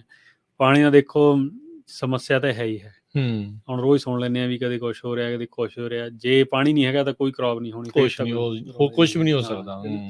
ਤੇ ਬਟ ਜਿਵੇਂ ਹੁਣ ਇਹ ਕਹਿ ਰਹੇ ਨੇ ਵੀ ਸਿਗਮਾ ਇੰਪਲੀਮੈਂਟ ਹੋ ਜਾਊਗਾ, ਹੋਪਫੁਲੀ ਮੀਂਹ ਵੀ ਪੈਂਦੇ ਰਹਿਣਗੇ, ਜਿੰਨੇ ਕੁ ਸਾਨੂੰ ਚਾਹੀਦੇ, ਜੇ ਬਾਹਲੇ ਨਹੀਂ ਥੋੜੇ ਹੀ ਪੈਂਦੇ ਰਹਿਣ, ਉਹਦੇ ਨਾਲ ਵੀ ਕੰਮ ਚੱਲੀ ਜਾਣਾ। ਉਹ ਚੀਜ਼ਾਂ ਤਾਂ ਆਪਾਂ ਸਾਰਿਆਂ ਦੇ ਨਾਲ ਹੀ ਸਵਾਰ ਹਾਂ, ਉਹ ਸਾਰਿਆਂ ਦੇ ਨਾਲ ਹੀ ਆਪਾਂ। ਤੇ ਡਿਵੈਲਪਮੈਂਟ ਹੁਣ ਜਿਹੜੀਆਂ ਨਵੇਂ ਜੈਨੇਟਿਕਲੀ ਡਿਵੈਲਪ ਕਰਦੇ ਆ ਚੀਜ਼ਾਂ, ਉਹਨਾਂ ਨੂੰ ਇਹਨਾਂ ਦੀ ਇਹ ਵੀ ਕੋਸ਼ਿਸ਼ ਹੁੰਦੀ ਆ ਵੀ ਪਾਣੀ ਘੱਟ ਵਾਲੀਆਂ ਹੋਣ, ਬਟ ਐਂਡ ਆਫ ਦਾ ਡੇ ਮੈਨੂੰ ਤਾਂ ਪਾਣੀ ਤਾਂ ਚਾਹੀਦਾ ਹੀ ਹੈ, ਜੇ ਪਾਣੀ ਹੈ ਨਹੀਂ ਤਾਂ ਫਿਰ ਕੁਛ ਵੀ ਨਹੀਂ। ਤੇ ਜਿਹੜੀ ਵੈਪੋਰੇਸ਼ਨ ਦਾ ਆਪਾਂ ਕਈ ਵਾਰੀ ਸੁਣਦੇ ਆ ਗੱਲ ਵੀ ਅੰਡਰਗਰਾਊਂਡ ਜਿਹੜੇ ਆ ਪਾਣੀ ਵਾਲੀਆਂ ਜਿਹੜੀਆਂ ਇਰੀਗੇਸ਼ਨ ਪਾਈਪਸ ਜਿਹੜੀਆਂ ਪਾਉਣੀਆਂ, ਕੀ ਉਹਦੇ ਨਾਲ ਵੈਪੋਰੇਸ਼ਨ ਵਗੈਰਾ ਘਟਦੀ ਆ? ਕੀ ਤੁਸੀਂ ਆਪਣੇ ਖੇਤਾਂ 'ਚ ਇਹ ਚੀਜ਼ ਇੰਪਲੀਮੈਂਟ ਕਰ ਰਹੇ ਆ? ਹਜੇ ਤੱਕ ਤਾਂ ਦੇਖੋ ਜੀ ਆਪਾਂ ਟ੍ਰੈਡੀਸ਼ਨਲੀ ਕਰ ਰਹੇ ਹਾਂ, ਜ਼ਿਆਦਾ ਮੈਨੂੰ ਲੱਗਦਾ ਵੀ 99% ਟ੍ਰੈਡੀਸ਼ਨਲੀ ਕਰ ਰਹੇ ਲੋਕ। ਠੀਕ ਆ ਹਨਾ, ਉਹਦੇ 'ਚ ਜਾਂ ਤਾਂ ਡ੍ਰਿਪ ਲੱਗੇ ਆ ਜਾਂ ਸਪ੍ਰਿੰਕਲਰ ਲੱਗਿਆ। ਹੁਣ ਬਹੁਤ ਕਈ ਬੰਦੇ ਹਜੇ ਵੀ ਕਾਫੀ ਇਹੋ ਜਿਹੇ ਹੈਗੇ ਜਿਹੜੇ ਹਜੇ ਵੀ ਫਲੱਡ ਇਰੀਗੇਸ਼ਨ ਕਰੀ ਜਾਂਦੇ ਹਨਾ, ਤੇ ਜੇ ਦੇਖਿਆ ਜਾਏ ਵੀ ਉਸ ਐਂਗਲ ਤੇ ਵੀ ਦੇਖੋ ਇਨ ਫਿਊਚਰ ਤਾਂ ਇਹ ਹੋਣਾ ਚਾਹੀਦਾ ਜਿਵੇਂ ਹੁਣ ਸੈਂਸਰ ਸੂਸਰ ਲਾਉਂਦੇ ਨੇ ਲੋਕ, ਲੱਗਦੇ ਆ ਮੋਇਸਚਰ ਚੈੱਕ ਕਰਦੇ ਆ, ਸੋਇਲ ਮੋਇਸਚਰ ਸਾਰਾ ਕੁਛ ਨਾ, ਟਰੀ ਤੇ ਵੀ ਲਾਦੇ ਟਰੰਕ ਤੇ ਉਹ ਵੀ ਉਹੀ ਚੀਜ਼ਾਂ ਡਰਾਈਵ ਕਰਨ ਵੀ ਇਹ ਕਿੰਨਾ ਪਾਣੀ ਦੇਣਾ ਕਿੰਨਾ ਨਹੀਂ ਦੇਣਾ, ਹਨਾ, ਡਿਪੈਂਡਿੰਗ ਔਨ ਦਾ ਸੈਂਸਰ। ਪਰ ਉਹਦੀਆਂ ਆਪਦੀਆਂ ਲਿਮਿਟੇਸ਼ਨਸ ਨੇ। ਇੱਕ ਤਾਂ ਜਿਹੜਾ ਫੀਲਡ ਆ ਉਹ ਸੇਮ ਫੀਲਡ ਨਹੀਂ ਰਹਿੰਦਾ ਹੈਗਾ, ਐਵੇਂ 100 ਫੁੱਟ ਤੇ ਜਾ ਕੇ ਤਾਂ ਸੋਇਲ ਦੀ ਟਾਈਪ ਬਦਲ ਜਾਂਦੀ ਹੈ, ਠੀਕ ਹੈ ਜੀ। ਤੇ ਜਿਵੇਂ 20 ਏਕੜ ਦੇ ਲੋਟ 'ਚ 3-4 ਟਾਈਪ ਦੀਆਂ ਸੋਇਲ ਆ ਜਾਂਦੀਆਂ, ਹਨਾ। ਫਿਰ ਕੋਈ ਟਰੀ ਨੂੰ ਕਿਸੇ ਨੂੰ ਘੱਟ ਚਾਹੀਦਾ, ਕਿਸੇ ਸੈਕਸ਼ਨ ਨੂੰ ਪਾਣੀ, ਕਿਉਂਕਿ ਉੱਥੇ ਪ੍ਰੈਸ਼ਰ ਘੱਟ ਆ, ਕਿਸੇ ਨੂੰ ਵੱਧ ਚਾਹੀਦਾ। ਹੁਣ ਸੈਂਸਰ ਉਹਨਾਂ ਨੇ ਲਾਉਣਾ 20 ਏਕੜ 'ਚ ਇੱਕ, ਜਿਹੜਾ ਜਨਰਲੀ ਰੂਲ ਆਫ ਥੰਬ ਉਹ 20 ਏਕੜ 'ਚ ਇੱਕ ਲਾਉਂਦੇ। ਹੁਣ ਮੈਂ ਚਲੋ ਧੱਕਾ ਕਰਕੇ ਸਾਡੇ ਵੀ ਲੱਗਿਆ, ਮੈਂ ਕਿਹਾ ਨਹੀਂ 2 ਲਾਉਣੇ, ਮੈਂ ਤਾਂ ਘੱਟ ਚਲੋ 2 ਲਵਾ ਲਏ। 2 ਵੀ ਹੁਣ 2 ਪੁਆਇੰਟ ਤੇ ਹੀ ਕਰ ਰਿਹਾ ਨਾ, ਮੇਰਾ ਸਾਰਾ ਫੀਲਡ ਥੋੜੀ ਕਵਰ ਹੈ, ਐਜ਼ ਅ ਰੈਫਰੈਂਸ ਤਾਂ ਲੈ ਕੇ ਚੱਲ ਰਹੇ ਆ। ਪਰ ਜੇ ਉਹ ਚੀਜ਼ ਕਹੇ ਵੀ ਡਿਕਟੇਟ ਕਰੇ ਸਾਰੀਆਂ ਚੀਜ਼ਾਂ ਨੂੰ, ਉਹ ਫਿਰ ਉਹ ਆਈਡੀਆ ਵਧੀਆ ਨਹੀਂ, ਹਜੇ ਨਹੀਂ ਵਧੀਆ। ਆਉਣ ਵਾਲੇ ਜਿਉਂ ਟੈਕਨੋਲੋਜੀ ਇਹਦੇ ਵਿੱਚ ਬੈਟਰ ਹੋਊਗੀ ਤੇ ਮੇ ਬੀ ਇਹ ਚੀਜ਼ ਹੋਵੇ ਹੋਰ। ਜੇ ਹੁਣ ਪੂਰਾ ਮੈਨੂੰ ਲੱਗਦਾ ਟੈਕਨੋਲੋਜੀ ਤਾਂ ਆਲਰੇਡੀ ਕਰ ਰਹੇ ਆ ਨਾ ਕੰਮ, ਮੈਂ ਸੁਣਿਆ ਵੀ ਸੀਗਾ, ਤੇ ਬਈ ਜੇ ਪੂਰਾ ਫੀਲਡ ਸਕੈਨ ਹੋਵੇ ਫਿਰ ਤਾਂ ਮੈਂ ਕਹਿ ਸਕਦਾ ਵੀ ਮੇਰਾ ਟੋਟਲ ਖੇਤ ਸਕੈਨ ਹੋ ਗਿਆ, ਵੀ ਆਹ ਮੇਰੇ ਵੀਕ ਸਪੌਟ ਨੇ, ਆ ਨੇ ਇੱਥੇ ਇਹਨੂੰ ਆਹ ਚੀਜ਼ ਦੀ ਜ਼ਰੂਰਤ ਹੈ, ਇੱਥੇ ਆ। ਪਰ ਉਹਦੇ ਲਈ ਫਿਰ ਚੈਲੰਜਸ ਹੋਰ ਆ ਜਾਣੇ ਨੇ, ਵੀ ਜੇ ਕੋਈ ਵੀਕ ਸਪੌਟ ਆਉਂਦਾ ਤੁਸੀਂ ਉਹਨੂੰ ਮੈਨੇਜ ਕਿਵੇਂ ਕਰੋਗੇ, ਪਾਣੀ ਜੇ ਜ਼ਿਆਦਾ ਲਾਉਣਾ ਵੀਕ ਸਪੌਟ 'ਚ, ਫਿਰ ਹੁਣ ਪਾਈਪਾਂ ਦਾ ਸੇਮ ਹੀ ਮੋਟਰ ਦੇ ਇੱਕੋ ਵਾਰ ਵੀ ਚੱਲਣਾ, ਫਿਰ ਬਾਕੀਆਂ ਨੂੰ ਜ਼ਿਆਦਾ ਲੱਗ ਜਾਣਾ। ਸੋ ਚੈਲੰਜਸ ਹੈ ਪਰ ਇਹ ਵੀ ਚਲੋ ਸਲੋਲੀ ਮੂਵਿੰਗ ਟੁਵਰਡਸ ਇਟ। ਨਹੀਂ ਪਰ ਮੈਨੂੰ ਐਂ ਲੱਗਦਾ ਵੀ ਜਿਹੜਾ ਡ੍ਰਿਪ ਆ ਜਾਂ ਜਿਹੜੇ ਸਪ੍ਰਿੰਕਲਰ ਸਿਸਟਮ ਨੇ ਨਾ, ਉਹਦੇ ਨਹੀਂ ਠੀਕ ਆ। ਤੁਸੀਂ ਆਪਦਾ ਦੇਖੀ ਚਲੋ ਕਿੰਨੀ ਉਸ ਹਿਸਾਬ ਨਾਲ ਚੱਲੀ ਜਾਵੇ, ਉਹ ਤਾਂ ਮੈਨੇਜੇਬਲ ਹੈ। ਰੌਲਾ ਤਾਂ ਸਾਡਾ ਪਾਣੀ ਨੂੰ ਟੇਬਲ ਨੂੰ ਮੇਨਟੇਨ ਕਰਨਾ, ਜੇ ਉਹ ਮੇਨਟੇਨ ਹੋ ਜਾਵੇ ਫਿਰ ਸਾਨੂੰ ਕੋਈ ਸਮੱਸਿਆ ਨਹੀਂ ਹੈ। ਕਿੰਨੀ ਕੁ ਲੇਬਰ ਦੀ ਇਸ ਦੇ ਵਿੱਚ ਪੂਰੇ ਸੀਜ਼ਨ ਦੇ ਵਿੱਚ ਤੁਹਾਨੂੰ ਜ਼ਰੂਰਤ ਰਹਿੰਦੀ ਹੈ? ਜ਼ਿਆਦਾਤਰ ਦੇਖੋ ਮੈਂ ਤੇ ਮੇਰੇ ਡੈਡੀ ਕਰਦੇ ਹਾਂ, ਅਸੀਂ ਦੋਨੇ, ਤੇ ਜ਼ਿਆਦਾ ਸੀਜ਼ਨ ਤਾਂ ਅਸੀਂ ਇਕੱਲੇ ਹੀ ਕਰ ਲੈਂਦੇ ਦੋਨੇ ਜਾਣੇ। ਠੀਕ ਆ। ਪਰ ਹੁਣ ਅਸੀਂ ਫੁੱਲ ਟਾਈਮ ਆ ਦੋਨੇ, ਕਿਉਂਕਿ ਮੈਂ ਵੀ ਜੋਬ ਛੱਡੀ ਹੋਈ ਆ ਤੇ ਪਾਪਾ ਵੀ ਘਰੇ ਹੁੰਦੇ ਆ, ਤੇ ਪਰ ਅਸੀਂ ਦੋਨੇ ਜਾਣੇ ਲੱਗੇ ਰਹਿੰਦੇ ਹਾਂ। ਪਰ ਐ ਨਹੀਂ ਵੀ ਅਸੀਂ 8-8 ਘੰਟੇ ਲਾਉਣੇ ਖੇਤ, ਠੀਕ ਹੈ ਜੀ। ਹੁਣ ਜ਼ਿਆਦਾ ਜਿਵੇਂ ਹੁਣ ਗਰਮੀਆਂ 'ਚ ਤਾਂ ਇਕੱਲਾ ਪਾਣੀ ਦਾ ਹੀ ਜ਼ੋਰ ਸੀ, ਸਵੇਰੇ ਜਾਈਦਾ ਸੀ, ਚੈੱਕ ਕਰ ਲਈਦਾ ਸੀ, ਜਿੰਨੀਆਂ ਕਿ ਲਾਈਨਾਂ ਤੋੜ ਜਾਂਦੇ ਆ ਕਿਊਟੀ ਉਹ ਫਿਕਸ ਕਰਿਆ ਆਈਦੀਆਂ ਸੀ, 2 ਘੰਟੇ ਹੀ ਵਿਹਲੇ ਹੋ ਜਾਈਦੇ, ਠੀਕ ਹੈ ਨਾ। ਕਿਤੇ ਕੋਈ ਸਪਰੇਅ ਆ ਗਈ, ਰੇ ਸਪਰੇਅ, ਚਲੋ ਉਦੋਂ 1-2 ਦਿਨ ਲੱਗ ਗਿਆ, ਜਾਂ ਕੱਸੀ ਦਾ ਪਾਣੀ ਆਇਆ ਸੀ ਐਤਕੀ, ਉਹ ਕਹਿੰਦੇ 3 ਦਿਨ ਹੀ ਦੇਣਾ, ਇੱਕੋ ਵਾਰ ਕੋਈ ਦੇਣਾ, ਠੀਕ ਆ। ਉਦੋਂ ਫਿਰ ਅਸੀਂ ਦਿਨ ਪਰ ਰਾਤ ਚੱਲ, ਸਾਨੂੰ ਐਂ ਸੀ ਸਾਰਾ ਘੇਰਾ ਫੀਲਡ ਕਵਰ ਹੋ ਜਾਏ, ਪਾਣੀ ਲੱਗ ਜੇ। ਪਰ ਜਨਰਲੀ ਤਾਂ ਅਸੀਂ ਦੋਨੇ ਹੁੰਦੇ ਹਾਂ। ਤੇ ਲੇਬਰ ਦੀ ਸਾਨੂੰ ਐਵੇਂ ਕਹਾਂ, ਅਸੀਂ 2 ਕੁ ਵਾਰ ਕੋਈ ਬੰਦੇ 1-2 ਜਣੇ ਸੱਦੇ ਆ, ਜਦੋਂ ਸਾਡਾ ਕੰਮ ਜ਼ਿਆਦਾ ਹੋ ਗਿਆ ਸੀ, ਠੀਕ ਆ। ਤੇ ਲੇਬਰ ਇੰਟੈਂਸਿਵ ਨਹੀਂ ਗਾ, ਜੇ ਹਾਰਵੈਸਟਰ ਨੂੰ ਛੱਡਦੀ ਹੈ ਇਕੱਲੀ ਨੂੰ, ਫਿਰ ਤਾਂ ਉਹਦੇ ਵਿੱਚ ਹਾਰਵੈਸਟਰ ਚਲੋ ਫਿਰ ਲੇਬਰ ਦੇ ਵਿੱਚ ਮਦਦ ਕਰ ਦਿੰਦਾ ਇਵੈਂਚੁਅਲੀ ਅਖੀਰ 'ਚ ਆ ਕੇ। ਫਿਰ ਉਹਦੇ ਜਿਵੇਂ ਸੌਖਾ ਤਰੀਕਾ ਤਾਂ ਇਹ ਹੈ ਵੀ ਉਹਨਾਂ ਨੂੰ ਟਰੀ ਦੀ ਕ੍ਰੌਪ ਵੇਚ ਦਿਓ, ਫਿਰ ਤੁਹਾਨੂੰ ਕੋਈ ਲੋੜ ਨਹੀਂ, ਫਿਰ ਤੁਹਾਨੂੰ ਜਿਹੜਾ ਉਸ ਚੀਜ਼, ਕਿਉਂਕਿ ਜਦੋਂ ਹੁਣ ਹਾਰਵੈਸਟ ਕਰਨ ਲੱਗਦੇ ਆ, ਪਰ ਉਦੋਂ ਤਾਂ ਆਉਂਦੇ ਆ 30-30 40-40 ਬੰਦੇ ਡੇਲੀ, ਠੀਕ ਆ। ਉਹਦੇ ਨਾਲ ਫਿਰ ਫਰਕ ਆ। ਨਹੀਂ ਸੋ ਕਈ ਤਰੀਕੇ ਦੀਆਂ ਜਿਹੜੀਆਂ ਚੀਜ਼ਾਂ ਹੁੰਦੀਆਂ, ਪੇਪਰ ਵਰਕ ਕਿੰਨਾ ਕੁ ਹੁੰਦਾ ਆ, ਮੈਂ ਇਹ ਵੀ ਜਿਹੜਾ ਜ਼ਰੂਰ ਪੁੱਛਣਾ ਜਿਹੜਾ ਉਹ ਚਾਹੁੰਦਾ, ਕਿਉਂਕਿ ਬੰਦਾ ਕਈ ਵਾਰੀ ਚਲੋ ਜਿਹੜਾ ਕੋਈ ਸੋਚ ਵੀ ਰਿਹਾ ਇਸ ਚੀਜ਼ ਨੂੰ ਲੈ ਕੇ ਕਿ ਕੋਈ ਗ੍ਰਾਂਟ ਭਰਨ ਦੇ ਲਈ ਜਾਂ ਉਹ ਚੀਜ਼ਾਂ ਕਰਨ ਦੇ ਲਈ, ਜਾਂ ਜੋ ਚੀਜ਼ਾਂ ਵੀ ਆ, ਜਿੱਦਾਂ ਹੁਣ ਇਰੀਗੇਸ਼ਨ ਪਾਉਣ ਦੇ ਲਈ NRCS ਵਾਲੇ ਮੈਨੂੰ ਲੱਗਦਾ ਉਹ ਵੀ ਗ੍ਰਾਂਟ ਦਿੰਦੇ ਆ, ਕਿਸੇ ਨੇ ਟਰੈਕਟਰ ਵਾਲਾ ਕਰਨਾ ਹੁੰਦਾ, ਹੋਰ ਸੀਜ਼ਨ ਦੇ ਵਿੱਚ ਕਈ ਕੁਛ ਚੱਲਦਾ ਰਹਿੰਦਾ ਆ। ਕਿੰਨਾ ਕੁ ਪੇਪਰ ਵਰਕ ਜਿਹੜਾ ਇਸ ਚੀਜ਼ 'ਚ ਹੁੰਦਾ ਆ, ਜਾਂ ਕੋਈ ਹੈ ਇਦਾਂ ਦੀ ਕੋਈ ਟੈਨਸ਼ਨ ਵਾਲੀ ਗੱਲ ਤਾਂ ਨਹੀਂ ਹੈਗੀ? ਨਹੀਂ ਟੈਨਸ਼ਨ ਵਾਲੀ ਗੱਲ ਮੈਂ ਇਹ ਤਾਂ ਨਹੀਂ ਕਹਿ ਸਕਦਾ ਵੀ ਨਹੀਂ ਹੈ, ਪੇਪਰ ਵਰਕ ਕਾਫੀ ਹੋ ਜਾਂਦਾ, ਹਨਾ। ਇੱਥੇ ਹੁਣ ਹਰੇਕ ਚੀਜ਼ ਦਾ ਤੁਹਾਨੂੰ ਲੌਗ ਰੱਖਣਾ ਪੈਂਦਾ, ਠੀਕ ਆ, ਹਨਾ। ਤੇ ਤਾਂ ਹੀ ਆਪਾਂ ਅੱਗੇ ਵੀ ਗੱਲ ਕਰਦੇ, ਮੈਨੂੰ ਇੱਥੇ ਲਾ ਦਿੰਦਾ ਵੀ ਪੜ੍ਹੇ ਲਿਖੇ ਬੰਦੇ ਦੀ ਖੇਤੀ, ਪੜ੍ਹੇ ਲਿਖੇ ਹੋਣਗੇ ਇਨ ਦਾ ਸੈਂਸ ਵੀ ਐ ਨਹੀਂ ਕੋਈ ਸਕੂਲ ਵਾਲੇ ਵੱਡੇ, ਪੜ੍ਹੇ ਲਿਖੇ ਕਹਿਣ ਦਾ ਮਤਲਬ ਇਹ ਹੁੰਦਾ ਵੀ ਸਾਰਾ ਤੁਸੀਂ ਚੀਜ਼ਾਂ ਦਾ ਲੌਗ ਰੱਖਣਾ, ਠੀਕ ਆ, ਸਾਰੇ ਰਿਕਾਰਡ ਰੱਖਣੇ ਨੇ, ਹਨਾ। ਫਿਰ ਤੁਸੀਂ ਟਾਈਮ ਸਿਰ ਕੋਈ ਚੀਜ਼ਾਂ ਭੇਜਣੀਆਂ ਨੇ ਟੈਸਟ ਕਰਾ ਕੇ, ਫਿਰ ਸੋਇਲ ਟੈਸਟ ਆ ਗਿਆ, ਜਾਂ ਤਾਂ ਫਿਰ ਤੁਸੀਂ ਕਿਸੇ ਤੇ ਡਿਪੈਂਡੈਂਟ ਹੋ ਜਾਓ। ਜੇ ਤੁਹਾਨੂੰ ਆਪ ਨੂੰ ਪੜ੍ਹਨਾ ਵਾ ਤਾਂ ਤੁਸੀਂ ਸੋਇਲ ਟੈਸਟ ਪਿਛਲਾ ਕੋਲੇ ਰੱਖੋ, ਨਵਾਂ ਜਿਹੜਾ ਆਉਂਦਾ ਅਗਲੇ ਸਾਲ ਕਰਾਇਆ ਜਦੋਂ ਕਰਾਇਆ, ਉਹਨਾਂ ਨੂੰ ਕੰਪੇਅਰ ਕਰੋ, ਹਨਾ। ਫਿਰ ਉਹ ਸਾਰੀਆਂ ਚੀਜ਼ਾਂ ਲੌਗ ਕਰਕੇ ਰੱਖਣੀਆਂ। ਚਲੋ ਕਾਊਂਟਿੰਗ ਤਾਂ ਜੇ ਛੱਡ ਹੀ ਦਈਏ, ਪਾਸੇ ਹੀ ਕਰਦੀ, ਉਹ ਤਾਂ ਸਾਰੇ ਬਿਜ਼ਨਸ ਦੇ ਸੇਮ ਹੀ ਆ।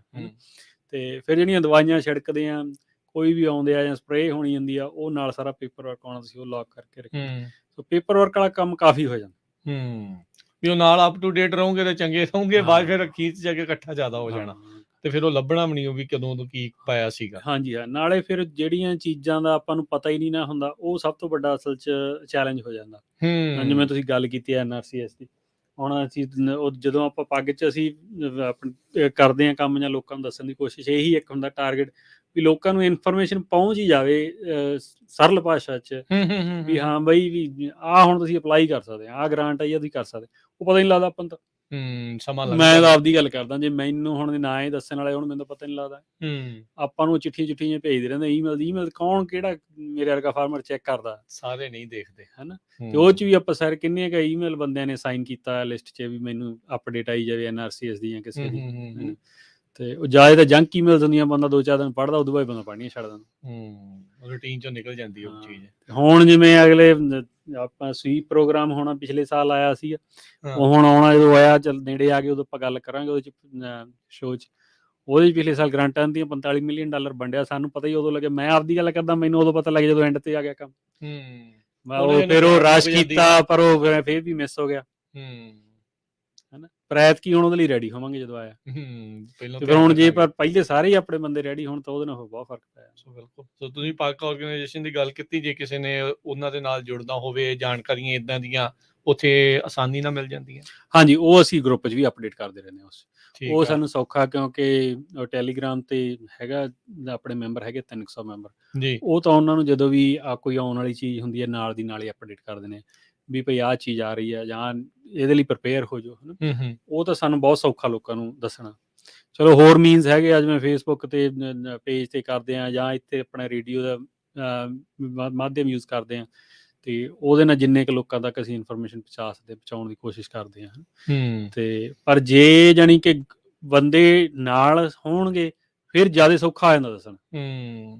ਕਿ ਹੁਣ ਕਿਸੇ ਨੇ ਰੇਡੀਓ ਤੇ ਗੱਲ ਸੁਣ ਲਈ ਤੇ ਉਹ ਕੁਛ ਹੋਰ ਪੁੱਛਣਾ ਚਾਹੁੰਦਾ ਸੀ, ਉਹ ਨਹੀਂ ਪੁੱਛ ਸਕਿਆ, ਜਦੋਂ ਗਰੁੱਪ 'ਚ ਹੁੰਦੇ ਆ ਫਿਰ ਨਾਲ ਹੀ ਅਗਲਾ ਕੁਐਸਚਨ ਪੁੱਛ ਲੈਂਦਾ ਵੀ ਭਾਈ ਮੈਂ ਤਾਂ ਆਹ ਕਾਊਂਟੀ 'ਚ ਰਹਿਣਾ, ਇੱਥੇ ਕਿਵੇਂ ਸਿਸਟਮ। ਤੇ ਗਰੁੱਪ 'ਚ ਕਿੱਦਾਂ ਜੁਆਇਨ ਕਰ ਸਕਦੇ ਆ? ਗਰੁੱਪ ਦੇ ਟੈਲੀਗ੍ਰਾਮ ਤੇ ਤੁਸੀਂ ਜਾਂ ਤਾਂ ਜਿਹੜੇ ਆਪਣੇ ਵੈਬਸਾਈਟ ਤੇ ਸਾਡੇ ਨੰਬਰ ਲਿਖੇ, ਸਾਨੂੰ ਕਿਸੇ ਨੂੰ ਵੀ ਮੈਸੇਜ ਕਰ ਦਿਓ। ਵੈਬਸਾਈਟ ਵੀ ਦੱਸ ਦਿਓ ਇੱਕ ਵਾਰੀ। ਹਾਂਜੀ, ਜੇ ਹੈਗੀ ਆ ਜੀ pagusa.com, www.pagusa.com ਤੇ ਤੁਸੀਂ ਜਾ ਕੇ ਜਿਹੜੇ ਸਾਡੇ 4-5 ਜਣਿਆਂ ਦੇ ਨੰਬਰ ਉੱਥੇ ਲਿਖੇ ਹੋਏ ਨੇ, ਠੀਕ ਹੈ, ਤੇ ਉੱਥੇ ਕਰ ਸਕਦੇ ਆ, ਜਾਂ ਤੁਸੀਂ ਮੈਨੂੰ ਮੈਸੇਜ ਕਰ ਦਿਓ at 559-451-6270 559-452-6270 ਤੇ ਜੀ। ਟੈਕਸਟ ਕਰ ਦਿਓ ਜਾਂ WhatsApp ਤੇ ਮੈਸੇਜ ਕਰ ਦਿਓ ਜਾਂ ਟੈਲੀਗ੍ਰਾਮ ਤੇ ਕਰ ਦਿਓ, ਫਿਰ ਉਹ ਗਰੁੱਪ 'ਚ ਐਡ ਕਰ ਦਿਆਂਗੇ ਉਹਨਾਂ ਨੂੰ ਆਪਾਂ, ਨਾਲ ਦੀ ਨਾਲ ਫਿਰ ਇਨਫੋਰਮੇਸ਼ਨ ਆਉਂਦੀ ਰਹੇਗੀ। ਜੀ ਬਿਲਕੁਲ। ਸੋ ਬਿਲਕੁਲ ਸਰੋਤਿਓ, ਸਮਾਂ ਗੱਲਾਂ ਕਰਦੇ ਕਰਦੇ ਕਦੋਂ ਬੀਤ ਗਿਆ ਪਤਾ ਨਹੀਂ ਲੱਗਾ। ਸੋ ਧੰਨਵਾਦ ਕਰਦੇ ਹਾਂ ਅਰਸ਼ਦੀਪ ਸਿੰਘ ਤੁਹਾਡਾ, ਤੇ ਆਉਣ ਵਾਲੇ ਸਮੇਂ 'ਚ ਹੋਰ ਇੱਦਾਂ ਹੀ ਗੱਲਾਂ ਬਾਤਾਂ ਜਿਹੜੀਆਂ ਉਹ ਕਰਾਂਗੇ।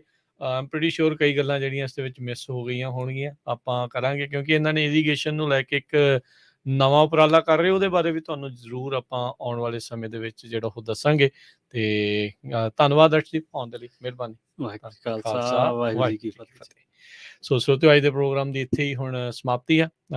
ਅਗਲੀ ਵਾਰ ਮਿਲਦੇ ਹਾਂ ਜੀ ਫਿਰ, ਤੇ ਆਪਣਾ ਫੀਡਬੈਕ ਜ਼ਰੂਰ ਦਿਆ ਕਰੋ, ਤੁਹਾਨੂੰ ਕਿੱਦਾਂ ਦਾ ਲੱਗਦਾ। ਬਾਕੀ ਜੇ ਤੁਸੀਂ ਪਾਕ ਸੰਸਥਾ ਦੇ ਨਾਲ ਜੁੜਨਾ ਚਾਹੁੰਦੇ ਆ, ਪੰਜਾਬੀ ਅਮਰੀਕਨ ਗਰੋਵਰਸ ਗਰੁੱਪ PAGGUSA.com, ਇਹ ਇਹਨਾਂ ਦੀ ਵੈਬਸਾਈਟ ਆ।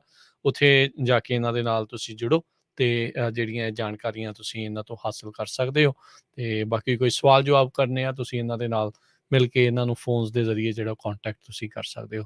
ਤੇ ਸਾਂਝੇ ਸਾਥ ਪ੍ਰੋਗਰਾਮ 'ਚ ਮਿਲਦੇ ਹਾਂ ਜੀ ਕੱਲ੍ਹ ਨੂੰ ਫਿਰ ਇੱਕ ਵਾਰੀ ਫਿਰ ਦੁਬਾਰਾ ਨਵੇਂ ਟੌਪਿਕ ਦੇ ਨਾਲ। ਉਦੋਂ ਤੱਕ ਲਈ ਮੇਰੇ ਵੱਲੋਂ ਸਭ ਨੂੰ ਪਿਆਰ ਭਰੀ ਸਤਿ ਸ਼੍ਰੀ ਅਕਾਲ। ਸੁਣਦੇ ਰਹੋ, ਦੇਖਦੇ ਰਹੋ ਪੰਜਾਬੀ ਰੇਡੀਓ USA।